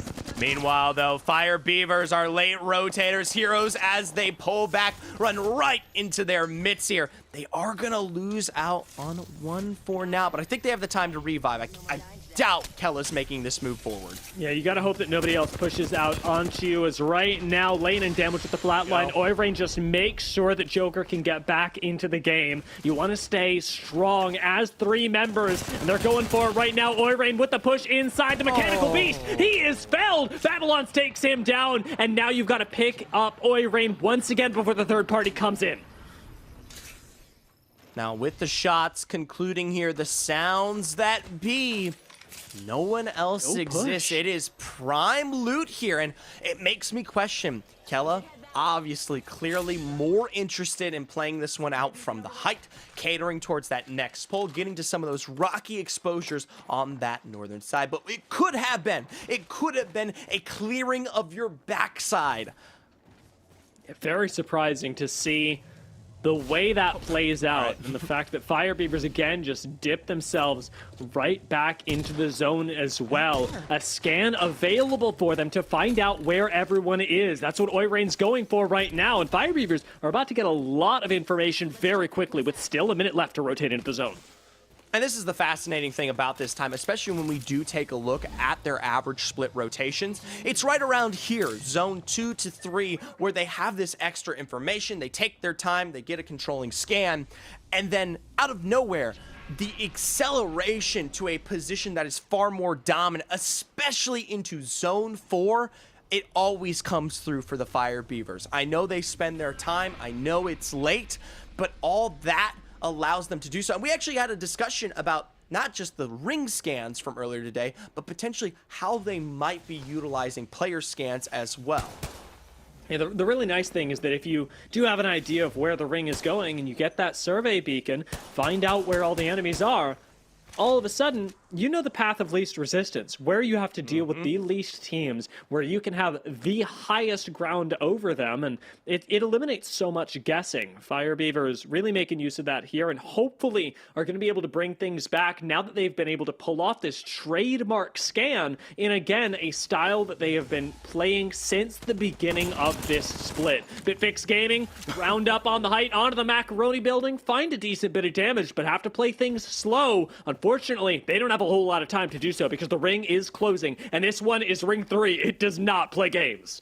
Now, clearly, I don't think they've gotten themselves a nice position alongside this bridge here, so they are forced to play for the underside. Now, granted, on the opposite side of that bridge, there is a tunnel that exists, but I don't even think they care about that right now. Maestro in their own bridge trouble, having to deal with Dynasty from above. Rug and Sanya are already eliminated. It's just Tax behind the car, and there's nowhere he can go. Quick, decisive fight from Dynasty, and now they have high ground. They have a small bridge to play, and one that's a whole lot easier to do so from. Do have to worry about other squads rotating in from the edge, but so many have piled themselves up by Overlook. Now, obviously, this, when you don't have Climatizer available, is probably your next best bet when we talk about the eastern ends that this zone does cater towards. Already, right off the bat, though, Eternal stepping into a fight. A Mastiff in hands of Bambino will find one, but it's gotta keep ripping if Bambino wants to keep the dream alive. Oh, from behind, though, wiped out by Odie, and Aurora knows it's clearly time to take advantage. You've seen enough blood spilled, and as you say, they full send it forward. Aurora will clean up the knocks. As to whether they'll be able to find that last member, however, remains to be seen. Hitting through the shields, no crack there, and Aurora back off, instead prioritizing the loot for now as Kella bite the dust. Fire Beavers taking them out. On the opposite side, mind you, I find it so bizarre. We talk about Fire Beavers out towards south side getting some of those scans, and suddenly now they're apparently on the opposite side of zone. When did that happen? How did they get there? The information has provided to you, and it has clearly let them move forward. Yeah, that combined with their Valkyrie just puts Fire Beavers in an excellent position, and one that looks like it's going to stay good as we do continue to pull up towards the north. V2 take their fight up on the Bridge of Death, and it looks to be going their way as Izidane claims space for the team. All this bridge is absolutely theirs, and Joki doesn't even have to expend the tactical because there's no one nearby anymore. Pushing them off of the bridge is a major advantage, but it still isn't an access point into that next zone. In fact, those teams on the low are technically more equipped and better poised to make that rotation. It's just going to be V2 waiting this one out, looking to pierce their dagger where they see fit once they smell that weakness that lays ahead. 20 seconds to go here. The drop is necessary. Check out the minimap as well for those future zones, as they're going to be determining a large part of not just how V2 play the game, but everybody else who has to come from this southern side. Dynasty go down, unable to withstand the onslaught from Alliance, and V2 take a wide swing here to try and push up on this building. They're straight into zone. They're right onto a team. Izidane drops down, fells one, fells two, but gets taken down by Aurora.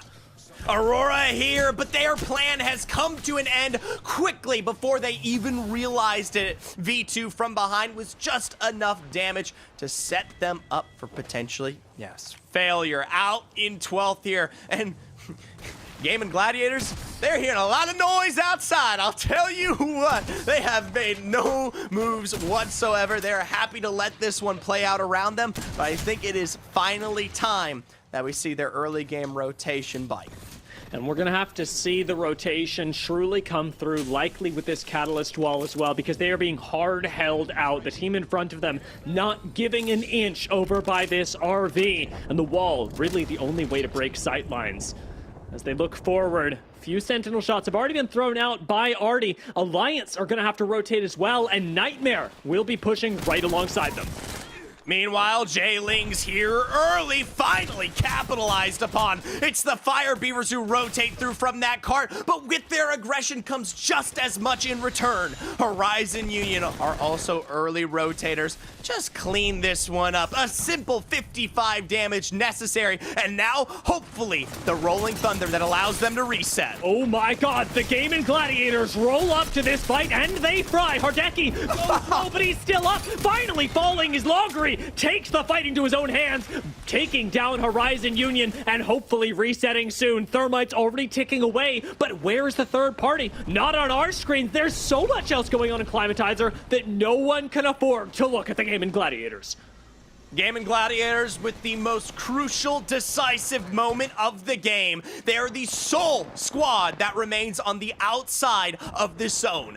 Everybody else, all 7 teams, hoisted well within Climatizer. And playing this fence line for Gaming Gladiators so important. Alliance look down through the glass. They know how many teams they have to go through. I'm not sure what their tools will be, but with a Newcastle Valkyr, they've got one tool that no one else does. We'll see if they make use of it. Can they create the space? This is something that I asked of them coming off of Storm Point. We got a little bit of it last game, but they never quite were able to work their way into Trials. They clearly see who is on the outside, and they know for a fact that if they want to win this game, they need to take it away. Playing things slow and safe. 6-6. They're sending it up onto the height. They're right next to Alliance, and it's a fight for the Asians, a fight for the high ground. One that Swinny ends up finding the first knock-in as Effect goes down. Yuki follows suit, and Element 6 take the fight on height. The walls came down, but the force of the sledgehammer that is E6 was much stronger here. They retain height, and hey, they even have some free cover to work with from that position there.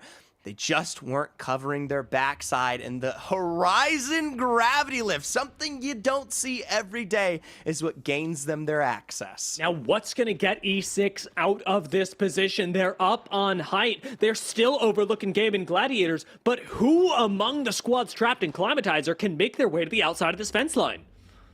Looks like Vortex on that second floor. KCP with the first rotation potentially out on building. It does seem like Phoenix have themselves their own potential outside access from that northern side.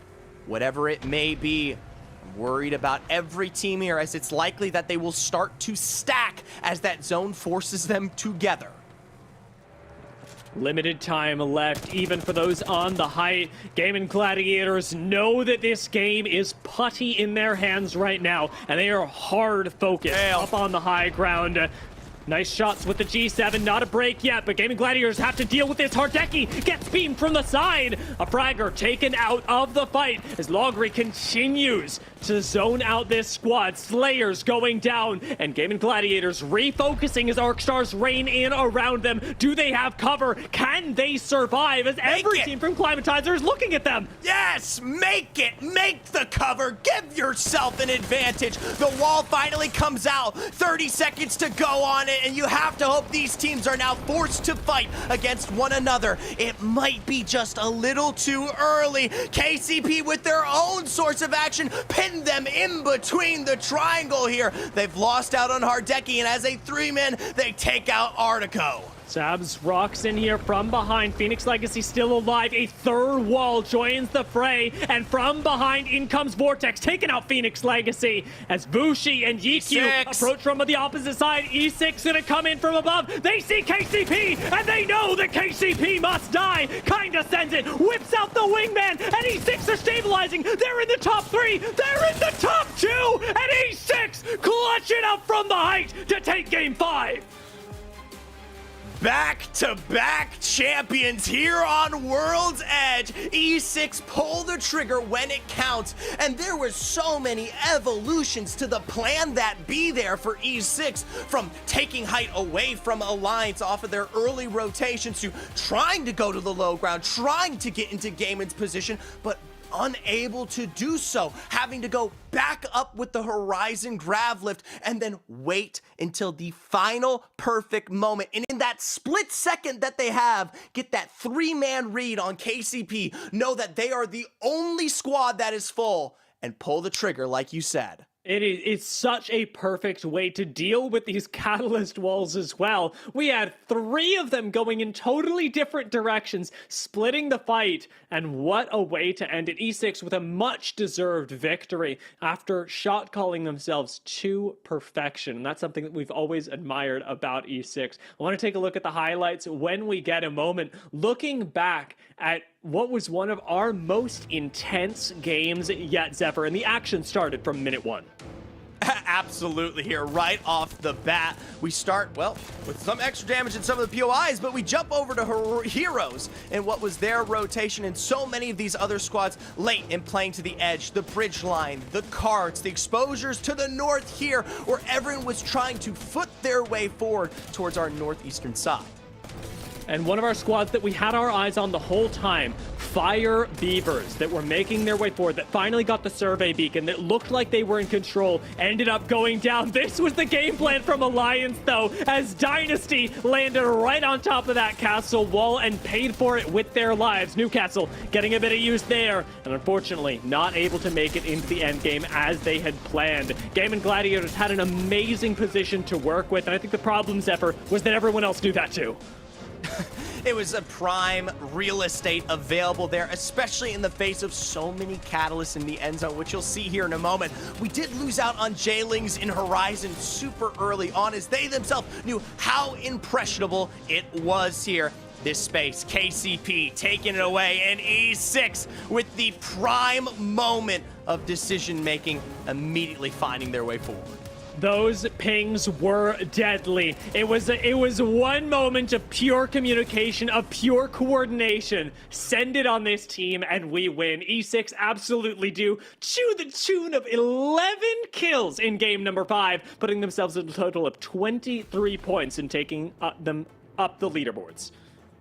Surprisingly, though, a return from our friends from Vortex, coming through from a win earlier today. They shore up just behind that of Gaiman as well. But y'all can see clearly just as well as I, some big names still at the bottom of that leaderboard, especially the likes of Jailings, who were poised to potentially be walking in a win today.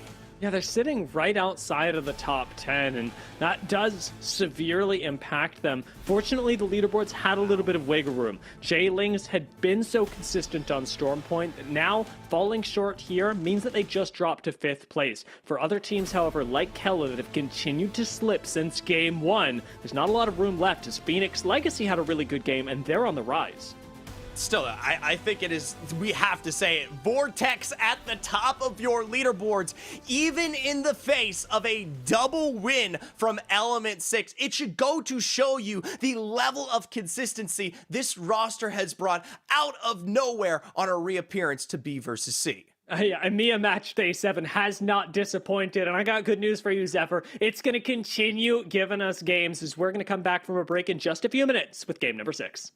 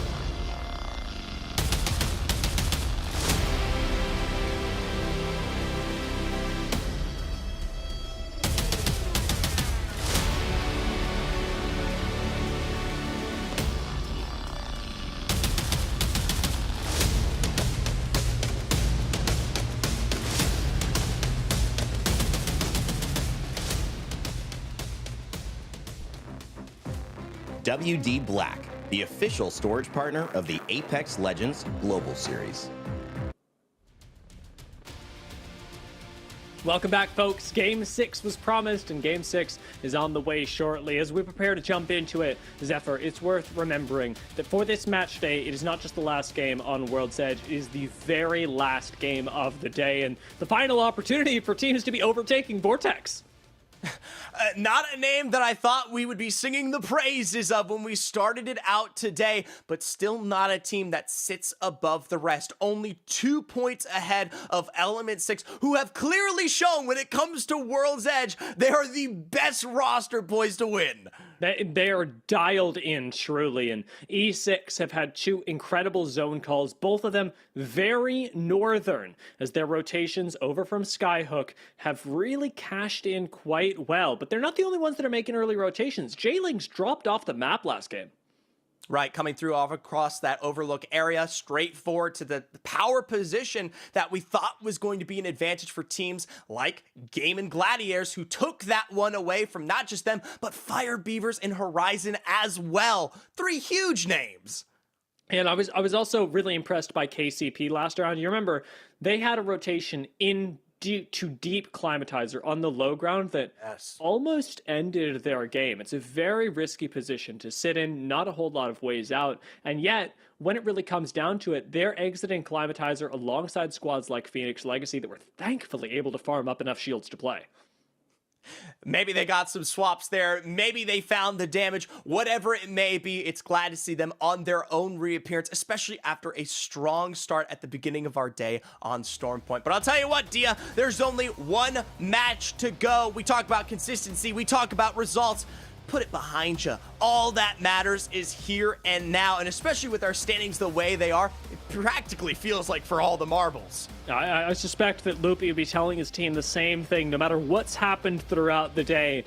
You got to try and clear your mind of all this pressure, as it really does mount through the day of ALGS. Playing the game at the top level is incredibly strenuous for these players, and they've been doing really well so far. We once again hit ourselves a contest over by staging. Everyone has to be aware of this. Alliance certainly are. Aurora extending out towards this to see if they can pick up some kills, but the kills are already falling as Passion lose 1-0 again, going down on the immobile Sierra, while Amaze is trying to take a wide swing with a P2020. Clearly Tax is low, but Rug has found himself in the hands of a nemesis here. Something that will find its damage whether you like it or not.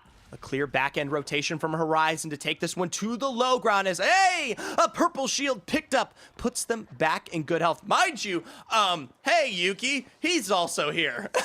He's like, hey, are there any spare kills that I can pick up around here? And unfortunately, Maestro can't really focus on defending as they have to take down Amaze. Quick drop by Tax, and it should be just one more member. Maestro in control, keeping their eyes on the approach from, remember, not just Alliance, but Aurora as well, who were scouting this out. Well, at least right now, they're in an even better position in comparison to what we just saw of that last game. Remember, they only picked up 0-0. This time around, it is a double. Now, granted, Horizon far and away already, starting to make his way out, and I would be incredibly shocked if the recovery on some of those banners ever comes through here. It might just be a final ratting to the day. And there are some positions that you can play. The unfortunate part of this is Seer at the moment is going to make your job as a rat exponentially more difficult. So playing positions that are going to be infrequently rotated through, perhaps like the landslide tunnel, as many teams will choose to avoid it, could be your saving grace. But we'll see how long you are able to survive as the last remaining member of Passion. Meanwhile, Phoenix Legacy, they've started their early quick rotate in right past the cute little fence on the low ground, and that must mean, Zephyr, only one thing, that the zone is pulling us towards the south. You can already see it on the mini-map. The rotations have come through, Phoenix Legacy being a great litmus test for that, being how quickly they rotate out of landslide. And they don't even care about Maestro as it stands. And meanwhile, a redeploy right alongside them. Will this force them to continue moving back towards that tunnel? I think it does. They're like, thank God we have a reason. They wouldn't want to lose Imp, though, and they are one shot away from doing so. A well-placed wingman would take out Imp, and it's going to have to be a quick bit of healing on this low ground, expenditure of resources, and Phoenix Legacy got to keep putting it in. They don't have time to stop and take these big heals, just playing it moment by moment. And fortunately enough, Maestro will distract a little bit on the squad that was firing at them for staging. Now, as we do kind of get a little bit of a broader understanding of this zone, it does seem like we'll be kind of more out here towards this area from Harvester down towards Tree, or else you wouldn't see Phoenix Legacy make this rotation. If it was back towards Thermal Station, they would have taken that tunnel, set up on those high ground buildings. So I expect to see the majority of our teams directly out here, potentially already set up. You can clearly see some redeploys coming through, so it might be right. Yeah, despite how quickly Phoenix Legacy love to move, the reality is that coming from the north as they are, they're going to be late if it's a southern zone, and this is where squads are really tested. We've seen E6 replicate back-to-back wins when we're pulling up towards the north, when their rotations are pretty darn similar. This time around, E6 are going to have to play a very different game, as will every squad that chooses to approach from that northern side. Notably, E6 still hanging out in Skyhook, taking their time, rotating slowly, and likely just straight up playing edge for the first couple rings. They don't need an explosive game here. The team that lies ahead of them also in a similar situation. Vortex stuck in Overlook right now. So both of these teams having to play through from edge alongside, hey, even Fire Beavers, who are just as to it when it comes to Fragment West here. Fire Beavers are like, thank God we get to play edge. Oh my God. Playing zone is just not for us. And at the moment, their rotation through into Harvester could actually net them a decent amount of cleanup kills as the game goes on. A good look at launch site as well. People are starting to pile up here. No harm, no foul for a lot of these squads that do choose to coexist right next to each other, but a single misstep could cost you your life, especially in a world where we have the nemesis that so often rips through health bars.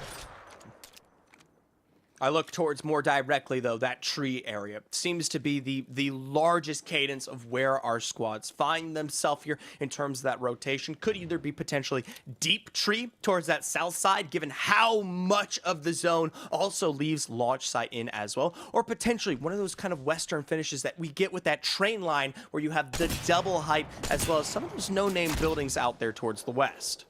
E6 starting to rotate in simultaneously. As you talked about, Vortex going to be making their way through the choke points and into Lava Siphon. We've got Heroes playing a less aggressive game than they've been in times past, choosing to play passive in launch site, farm up their Evos while they can, and likely plan for the rotates ahead. But I take a look at that free cam, and it looks like we've got an Ash Tether going out, which means the Alliance have gone back to the old and gold.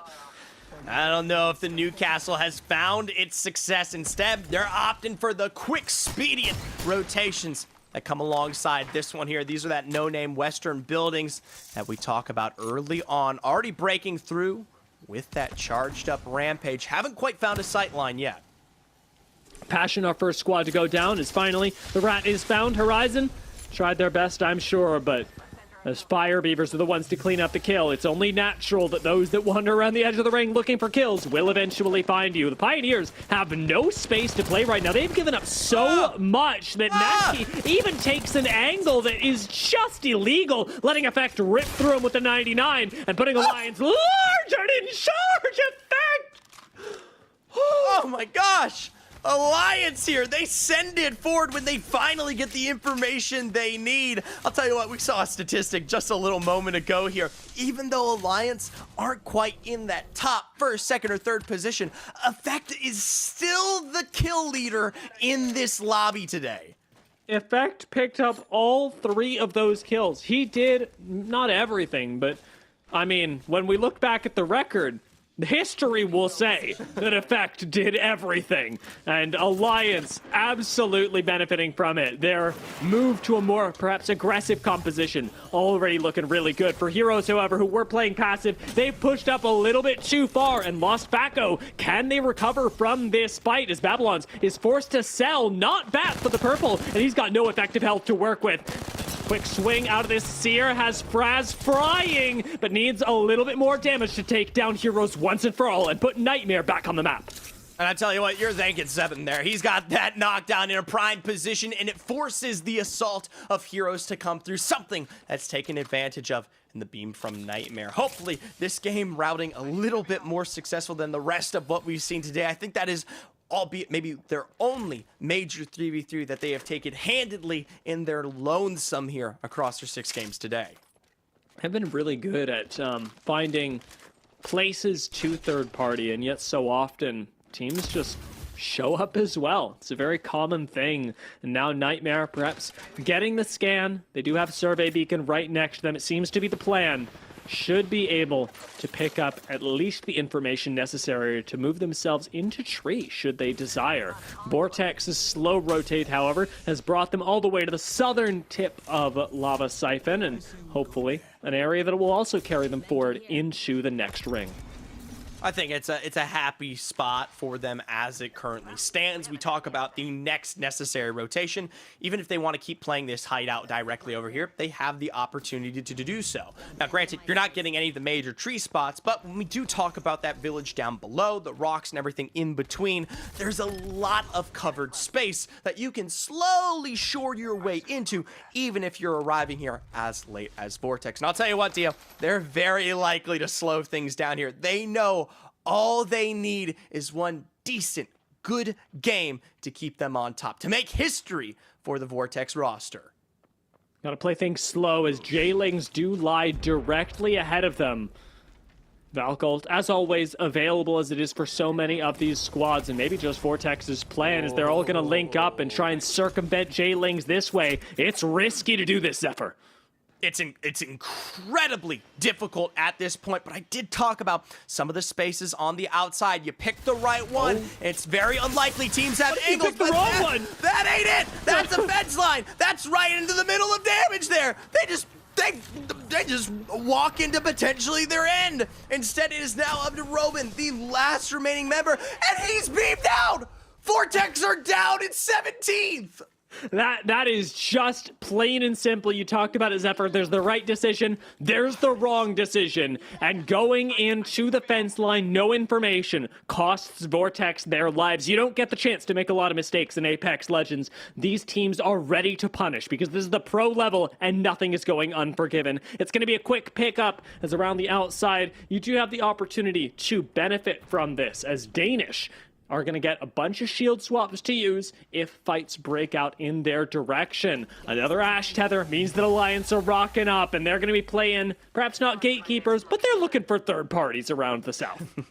Wrapping around this end, though, can be incredibly difficult. Effect back up on the height of the Valkyrie. Going to start to try to take some of those early angles. In response, it's none other than E6 in second place here. It's dramatic irony, the info that they don't have, but so crucial to the state of this game's narrative. Effect just doesn't have the option to control height right now, and while Alliance wanted to play towards the third party, they don't have the opportunity here. They don't have really anything that they can do as E6 are controlling so much ground by extending Slayers out and even using Swinny out towards the south, kinda out towards the, I guess, Swinny out towards the north, kinda out towards the south. There we go, to control both tree and thermal at the same time. A lot of space here, and if Slayers gets collapsed upon, that's where the dominoes start to fall. Still, though, massive height advantage. Positionally, this is the spot you want to be. Slayers not quite getting the read off, but clearly knows what is necessary. They have the prime angle to get rid of that exhibit as well, which is going to give them an extra advantage, knowing that that cooldown no longer available. But Swinny is paying the price, taking time with the bat. A tether found. Alliance send it forward for their first knock.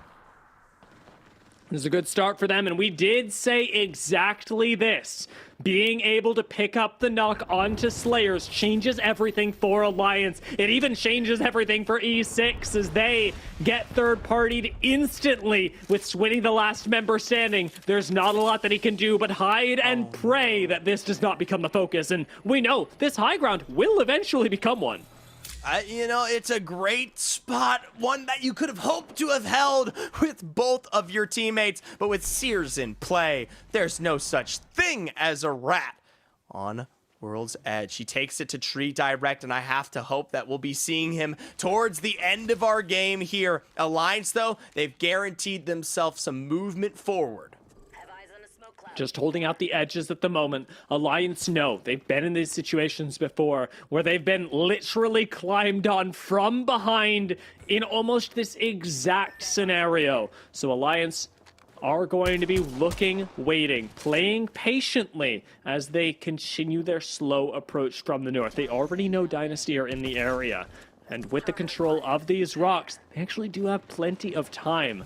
This next zone is their only concern, while Nightmare have a lot more pressing matters at hand. 7 gets a shield swap for 25 HP. And this is not a Nightmare that survives this scenario. 7, lucky to have the gold, is likely going down soon.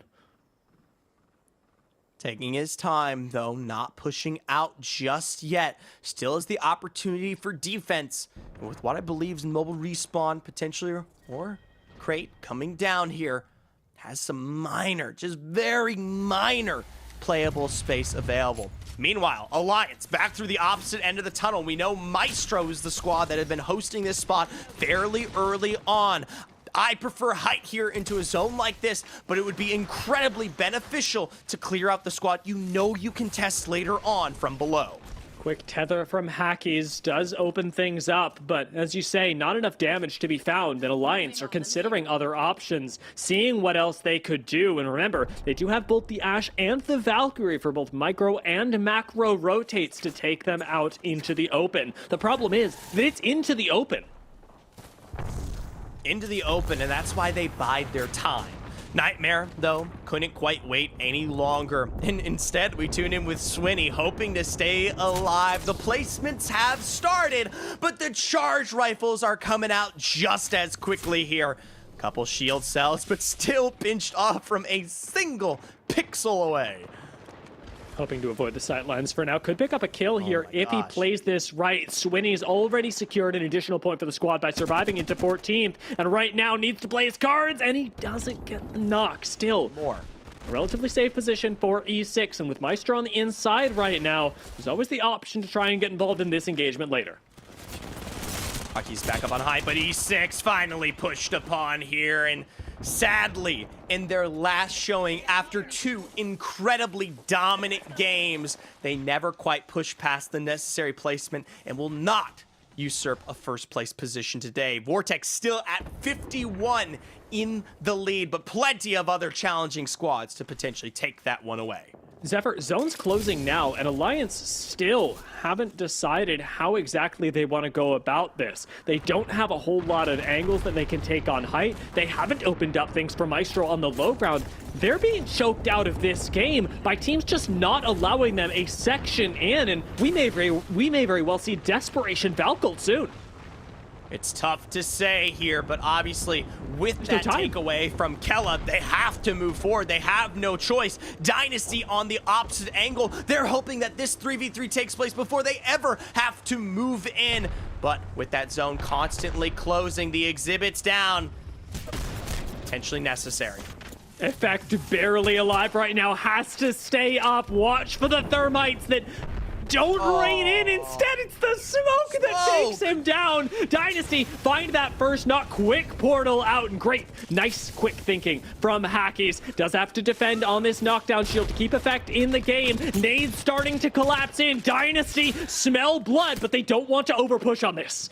They barely have an effective position, and you are actually thanking Kella for their current spot on the edge of this spire. Because of that, Dynasty can't move in. They can't take height. They can't go for the push here. The minute they come forward, their backside is immediately assaulted upon. Now, granted, it's going to be a reset for Alliance, but it doesn't get much better. It's either going to be the fight, or it might be time to force the Valk to rotate. It feels so bad that we've been looking at Alliance and saying that time and time again, but it's just becoming their only option so slowly is now to push up. You'd have to fight not just the one squad, but 2 of them that are both hard scoped on you around this corner. Meanwhile, Eternal hold the RV and a very powerful position at that. It doesn't get much better on that side. We'll have to tune in later for V2 versus Horizon Union. They've got height to climb, and Horizon have been laying down control here for the remnants of this zone. A Dark Veil gives them coverage for now, but they've already lost out on YOLO. And now you do not have this defensive cooldown when you start to push into the zone. You're not only fighting a 2v3, you're fighting a literal uphill battle, and you don't have any safe cooldowns to use. Izdan going to be forced in very soon, has found a small place to play in the zone, so V2 may very well be able to survive on this low ground counter to expectations. And mind you, they're actually maybe going to get a rotation thanks to the distraction of Alliance here. Kella going down on height, Horizon trying to take some of their own. They don't actually quite get the damage down in that little pocket where you can currently see the smoke that Alliance exists in. Instead, they've got angles. They've got a perfect line of sight on V2. And Bangalore is the solution they were looking for. To Valkyl's over, to get a little bit of smoke on them is the perfect thing for Alliance because it allows them to make plays like this. Now in the top 7, they've still got height, retaining that. And though they don't have vision, they certainly have angles on the low ground. Losing effect. Can they recover? Yuki gets fried, has to back off, and with the shield bat still necessary, he's the last one standing. He's gonna drop down, try and clutch it up. Can Yuki do it? He cannot. Alliance are shut down by Horizon Union. Horizon, they wait, they find the perfect moment, they move forward. You can't say the same, though, for Game & Gladiators. Instead, it's Aurora finally out from their building that are able to capitalize, but they themselves, eyes upon train, Eternal in rain. Oh, and hey, J-Lings, nice height. This is like the picture-perfect place for both Eternal and J-Lings, and I can't help but look at this and be envious of J-Lings because their height is wonderful with so many squads that are going to have to move in. A big threat to them, of course, Horizon off to the side, and we'll see what they're able to do about it as zones starting to close in. J-Lings control everything. They've got themselves a nice pull that lies just out and ahead. So many of these teams will come out from the woodworks, and they may be able to put damage down. Nags on that off angle, taking damage, might have to pull away. Clearly scanned out. The push from above, but the coverage from Noises. Laser precision from J-Lings, knowing that they just have to hold out Horizon Union. Nags is able to recover, albeit barely, and J-Lings continue to thrive on the high ground. Urban doing his best to retain the position for his squad is unable to as they fall. Aurora still in this, but Horizon Union gone. 3 squads left, and Eternal and J-Lings aren't going anywhere. J-Lings need the win. They need the win to come out on top today. But their height has finally petered out. JMW to make that first move, but it's right into the heart of Eternal. They're already there. Who plays there? The instant drop caught them so off guard, and Aurora want to make this push, but only have 2 members to do so, yet they pull it off. Aurora finding the win in Game 6 when they needed it the most. A final success for a team that has been in the roughest angles, and perfect, doing it with the comp we know they love. Caustic Wraith and Mad Maggie there. We got to pick up the tail end of their wipe on Game & Gladiators before very slowly reducing themselves to an absolute minimum, just waiting for that height to no longer be available for J-Lings. And we knew it, we called it. Tiff, coming into this game, we were asking, what is the solution for Aurora? And I ask you now, was that it? Did they show us the dream team in Game 6? It's what I needed. I needed to see it. Like, I've been waiting to witness the stride that Aurora needed to find their form. If I'm not mistaken, you know, they were dropping into Harvester. It was relatively that center positioning for them from the get-go. And I was thinking back immediately to that down beast zone that we had on Storm Point. I was like, you know, they were poised from the start. Can they maintain it? And they maintained it, bro. And I just want to scream from the rooftops, but now I just need to see some consistency. Now, granted, it was in map 6, so we're gonna have to wait, but I'm chilling, bro. That was everything I wanted. Yeah, I'm very happy with the way that they performed, of course, and it heartens me to see an Aurora win when their season has been so fraught with struggles. But I gotta give credit where it's due. Zephyr, Eternal, their positioning, was really good and very well executed in an endgame scenario. I usually don't love to bring up the carts there because typically they get choked out, but their movement forward was something that guaranteed that they got to exist one moment longer. Now, granted, a little bit too much damage from the likes across them, but still a prime position. Speaking of positioning, though, a team that I wish we would have saw something a little bit better, especially in their mid game, was Alliance there, albeit plethoras of kills they picked up from the edge. It was surprising to see, especially as we got later in, how much patience teams in zone had, because that's what determined the difference between Alliance making it in and not. They are primed to capitalize on overextensions, on teams pushing themselves too far, as E6 did in trying to gatekeep them. But when it comes down to it and teams are just holding down, playing defensively, Alliance did not have an answer in this 6th game, and it very much showed as they were forced into playing suboptimal, I'll say, height. I mean, Effect looks like he's literally sitting in a bird's nest with a wingman there. I'm not gonna lie, that's the only thing I'm seeing. But it's tough, right? Especially with this zone, and you have 8 squads at this point playing in this particular area. And you guys called it so impressive. I mean, Yuki drops down, starts hip firing the G7 Scout, which to no avail is one of the most horrendous things you can possibly do. If you at home have ever tried to hip fire a G7 Scout, you know exactly how tantalizing it can be. It's really tough, but well tried there for Yuki. But then it was Eternal's positioning, and you called it, Zephyr. Wow. You're like, if they stay alive, J-Lings, if they can stay alive, this is how they can win the overarching day. And then none other than a half a second later, they drop down to their death to Eternal, who, you know, they're sitting on the bubble, right? They came into today's match day in 12th place, so they needed to have a strong showing. But Aurora, seeing their name at the top of a match 6 result or a series in general is just something that, like, we needed to see. 5 eliminations, 17 total points, but Eternal had such a strong showing as well. And even with Alliance going out in 7th place, 7 elims, Dia.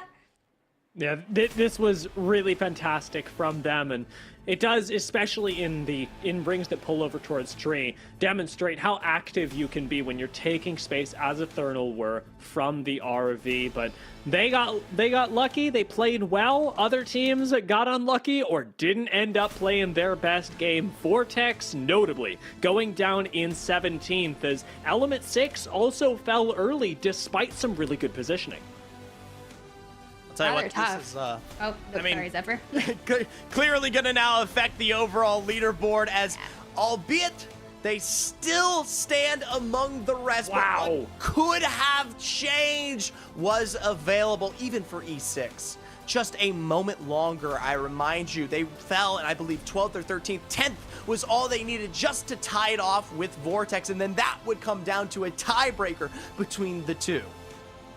I mean, it's really well done. You think they're a bubble team. They came into this match day tied in 13th place after 3 match days. Now, granted, Gaming Gladiators also only had 3 match days prior to today. So you have to think you're looking at split 2 playoffs. You want to break into that top 10 and solidify your position. And there's a solid showing, a 2nd place overall on the day. Granted, you were going for first, and that's a heartbreak right there. That one point we always talk about is the biggest differential. And I can think back to like APAC South. They've already solidified their top 20 for regional finals. It was a 1-point differential between 20th and 21st place. It's really quite terrifying when you consider that the margins can be that thin, and in they come. The standings for the season, as all of a sudden Group C starts to creep up there. We saw at the beginning of the day J-Ling sitting in that 10th place spot. They've climbed up to 6th. Element 6 jump multiple positions from 14th all the way to 9th now, in a position to qualify themselves for the playoffs if they can hold on to it. And as people playing out of Group C, they've got a really good chance. I mean, that's solid. That's exactly what you need. Now let's jump down to the 11th through 20th. You know, Aurora came into today. They were sitting in the 20th place. They moved up to 19th. So they want to avoid relegation and kind of are in damage control at this point. Now, granted, Group C, they do have 2 more match days to withstand. So you see the teams that are in Group A and B ahead of them. So they've got a couple rounds to cover. But Gaming Gladiators, they had a chance today to make a play to solidify themselves in the top 10. And they're still currently fighting in that bubble positioning. Let's go ahead and scroll down just a smidge further. teams like Kella Gaming that started off really strong today. Bitfix Gaming had some good pop-off moments. And Heroes, with nothing to lose in a sense, were actually frying in some portions of today. They were looking very aggressive, and I like that. Keep up that trend, and I think it was really beautiful. Zephyr, any thoughts? I mean, I'll just touch on it simply. From 21 points now to 46. Vortex out of nowhere, a bit of a rebrand, a new team name to behold, and now in 15th, add an extra 5, I'll try to one day, 15th overall, actually are in a position to contest for the top spots of the region. There are still 2 days left for them to play, being that of Group C. They could do it. They could return, make similar exchanges in these next groups, one that is identical to what we see here today, and potentially be on their way to London. Hey, that is what everyone wants at this point. And with Group C, you know, we hadn't seen Groups B versus C matched up since March 18th, I believe. It's been a full month. Teams were getting analysts. They were bringing them in, maybe some roster swaps, rebrands, new org buff. That always helps as well. But that's just kind of the changes that we were looking to see implemented. And we were just kind of waiting. We're like, what is Groups B versus C going to look like, since we haven't witnessed this? And it's been wild. But I think this is kind of, now that we've witnessed the winners, and congratulations, that 1 point Vortex and E6 in second. Now we have to hone in. We have to talk about some of the playmakers today, the people that really stood out and made changes for those teams to really show out. And I think it's better than none other than we talk about some MVP nominations presented by Monster Energy. All right, boys. I always like to judge your picks. I talk about this a lot. I'm like, I'm curious, right? I'm just like side-eyeing you a little bit. I'll kick it off to you, Dia. Who do you have kind of nominating for your MVP pick? Oh God, it's always the judgment and then always me. Fortunately for everyone, I stay consistent.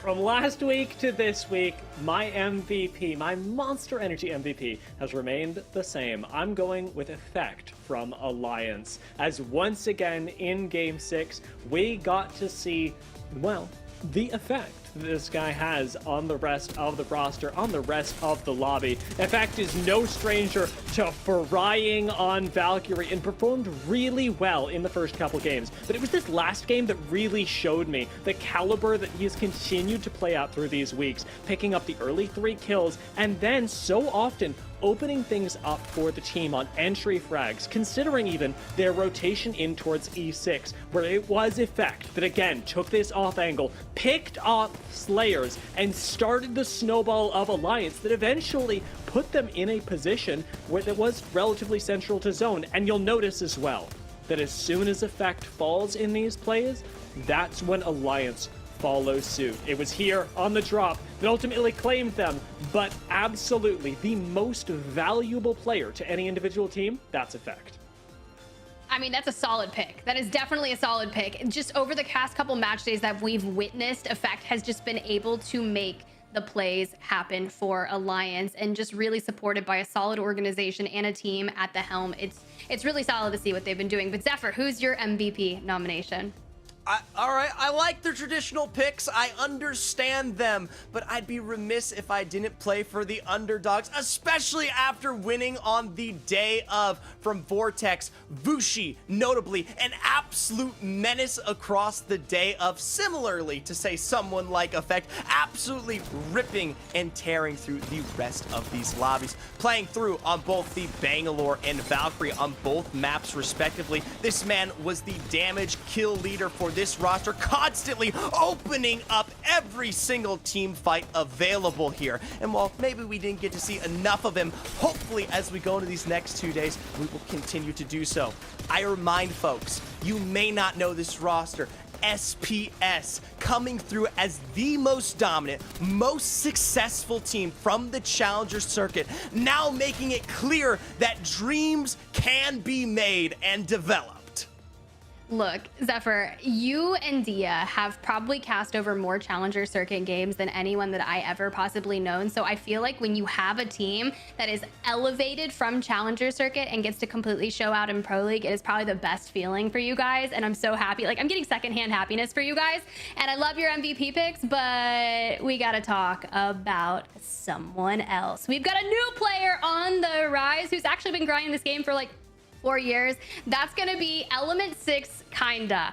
I know I botched his name a little bit early on, but you know what? I'm here for my redemption arc because let me just tell you, this 17-year-old controller player from Spain previously played under the roster of Nemesis. I feel like brought a new depth to E6 in a way, and maybe wasn't out there being a consistent like elim leader for the team, but had a hand in so many assists, consistently just being in the fray. You can just see the Valk, and not only, I mean, K-Swinney on the horizon, allowing them to be hyper aggressive in these situations. This was a day they needed to show out. And honestly, when he signed to E6, he tweeted, after 4 long years of Apex grinding, he can say that he achieved one of his goals. And then next up, he's hunting for that land spot.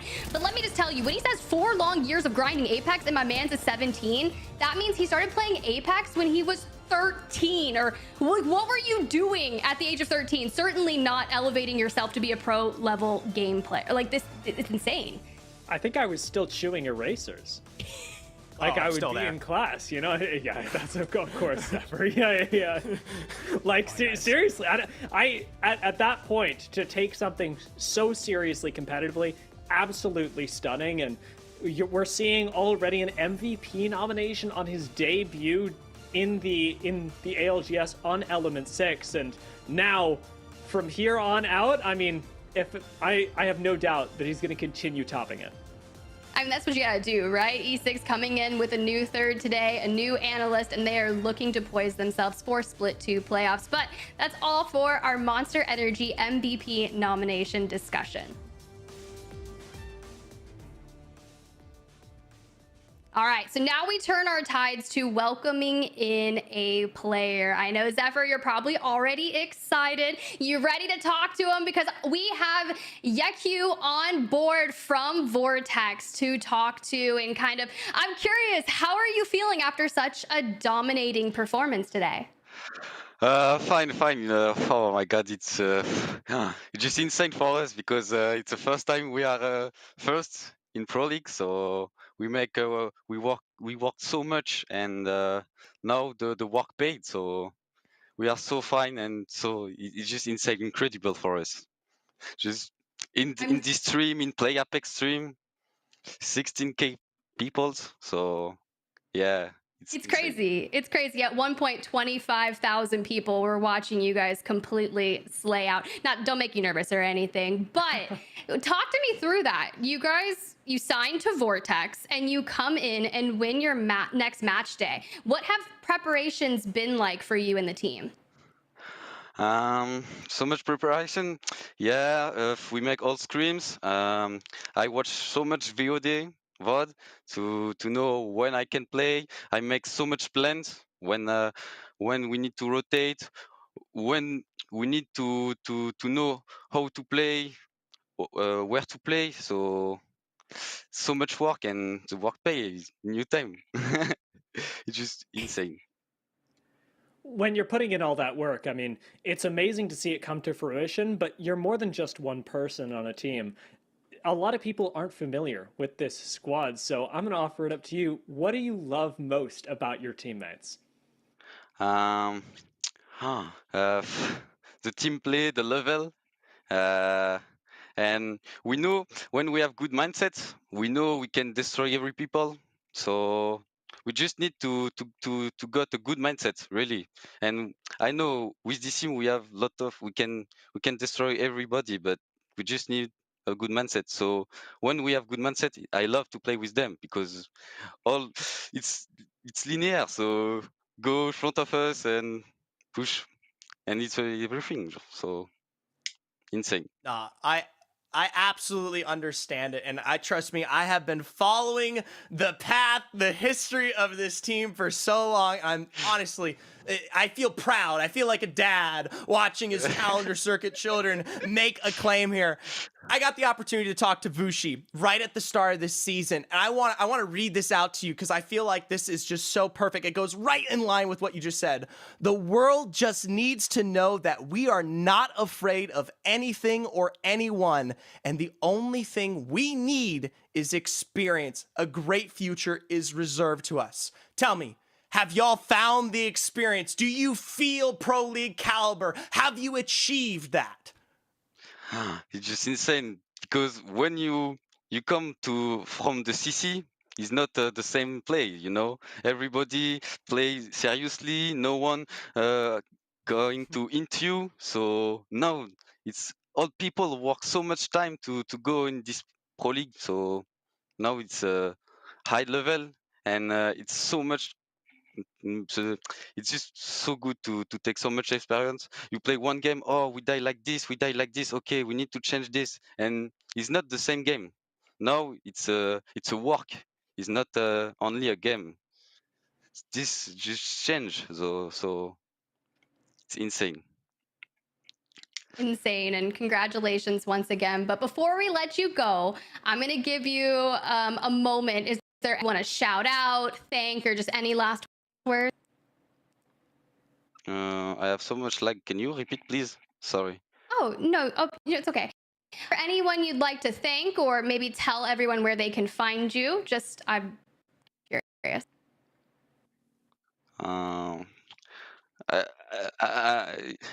Last word.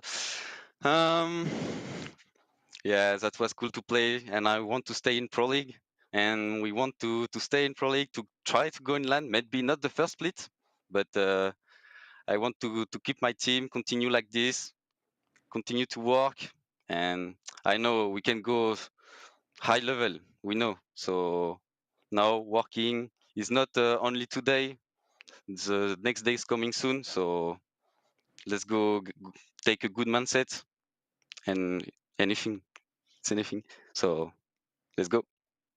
Let's go. Well, thank you so much. It was beautiful to talk to you. I'm excited to see your journey, and thank you so much for joining us here on the broadcast. Thank you too. Hi. Well, it's always good to talk to our players. And I feel like the overarching theme that we keep hearing is that mindset. That is literally, I think it's the foundation. We heard Loopy talking about it after the third map when we got him on the show. And it's like, I'm trying to make sure that my players are in the best position mentally to be able to tackle their days. And it comes from eating healthy, from sleeping, from practicing. Like, good mental health practices lead to overarching good mindsets and solid match day victories. So that was absolutely solid there, Dia.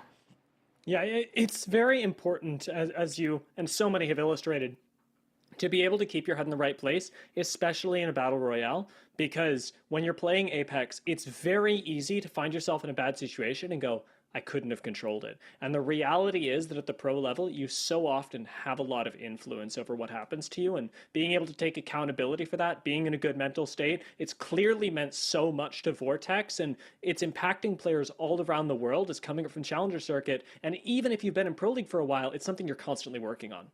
Exactly. And it's something that can always be improved upon too. And it's like, you can know that there's a bad situation or maybe you have a bad game. It's not always your fault, and it's just good to like brush it off and not let it chalk kind of that mental for the next game. But very, very solid points. But it's time to get to talking about one of our other favorite segments where we get to break things down. Sometimes it is an ordinance, sometimes it's a weapon. It's been the gold knockdown. I'm talking, it's going to be WD Black's What's in Your Pack. And today, guys, this is where it's going to be a really fun one. It's one of my favorite weapons in particular, Zephyr. It's going to be that R99, sometimes beautifully coupled up with a one-trick R301. I'm not going to name names. That R400 loadout, it's me. Hey, you could pair it with just about anything at this point here. It is clearly the dominant factor across all of Apex Legends right now, especially in a meta that caters towards those SMGs. Obviously, the R99 seeing small buffs, minimal changes across these last few seasons, including its damage, now is the most optimal choice above them all. When it comes to this weapon, I mean, its statistics in comparison to the next nearest, which is the car, another SMG, is nearly double. I'm talking 240 kills for the car. We're talking 450 for the R99. An absolute slaughtering when it comes to the Schweppen. A Schweppen indeed. Yeah, as you say, in this meta as well, SMGs are super valuable. There's not a whole lot of Gibraltar, and close range fights don't have to be determined by peeking, when so often you can take a wide swing, trade with somebody, and really ultimately make the damage stick. So keep a lookout for the R99 on the ground if you get your hands on a gold one, perhaps over by mod, because it will change your game. It definitely changes your game. Let me just tell you, my alternator off drop is pretty much a mag or like an attachments holder for when I find my R99. And you'll see a lot of people playing Bangalore, right? They'll put a digi-thread on the R99 and just like smoke out their opponents and push forward. Not naming names, but it was Hardeki like 2 days ago looking incredibly dominant. So I've got my eyes on you, homie. That was dangerous. It was really scary. But that's enough for today. That was WD Black's What's in Your Pack.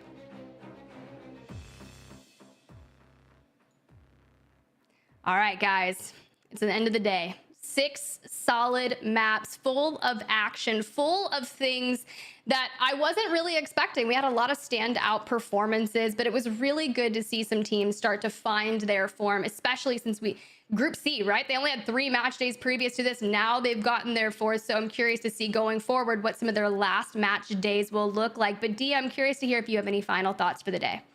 Yeah, today's matches were a big test, and it was specifically for Group C and I suppose Group B, who had to adapt quite quickly to them, as to how much time they'd been putting on in the off season that they had, that miniature month-long break. And it really did work out, I think, for the majority of teams coming from Group C. They've put in the work, and I'm happy to see that even when squads don't have the time to play at that top level, that they're continuing to VOD review, look for ways to practice, and ultimately that's translating to the Pro League stage. It's going to be a very competitive last few weeks of Pro League. Yeah, you really need to do that. You need to play in everything that you can get your hands on, just kind of emulate that feeling of ALGS the best way that you possibly can, and make sure that you're bringing your best self mentally, physically, and obviously in the gameplay. But I'm going to kick it over to you, Zephyr. Any final thoughts from the day?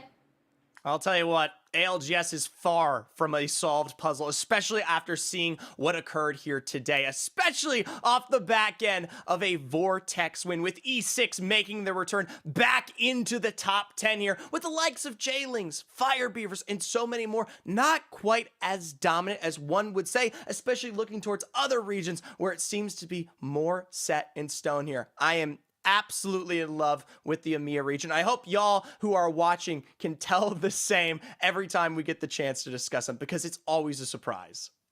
It is true, Zephyr. We know that your love for the EMEA region was born through the Challenger circuit. I think you've put in more work in the EMEA region than literally anyone that I know. So congratulations to you and Dia both for an amazing day of action. But it's not over yet, right? Just because I'm sending you guys away, go grab some hydration, maybe eat a nice dinner, because we still have North America up next. EMEA may be done and dusted for the day, but the North American action is still to come. We get to witness groups B versus C later today, coming up at 11 p.m. BST, 3 p.m. PT, or 6 p.m. Eastern time if you're over on the East Coast like me. So it'll be a little bit of a late night, so I'm gonna snack up, but we're gonna have some historic matchups, and I feel as if this is some of my favorites. B versus C, right? We saw it first on March 18th. It's been a month. We saw how that affected the EMEA region. So what are we going to see in North America? What changes? I mean, Team Inters is going to be there. CLG going to be crispy as well. So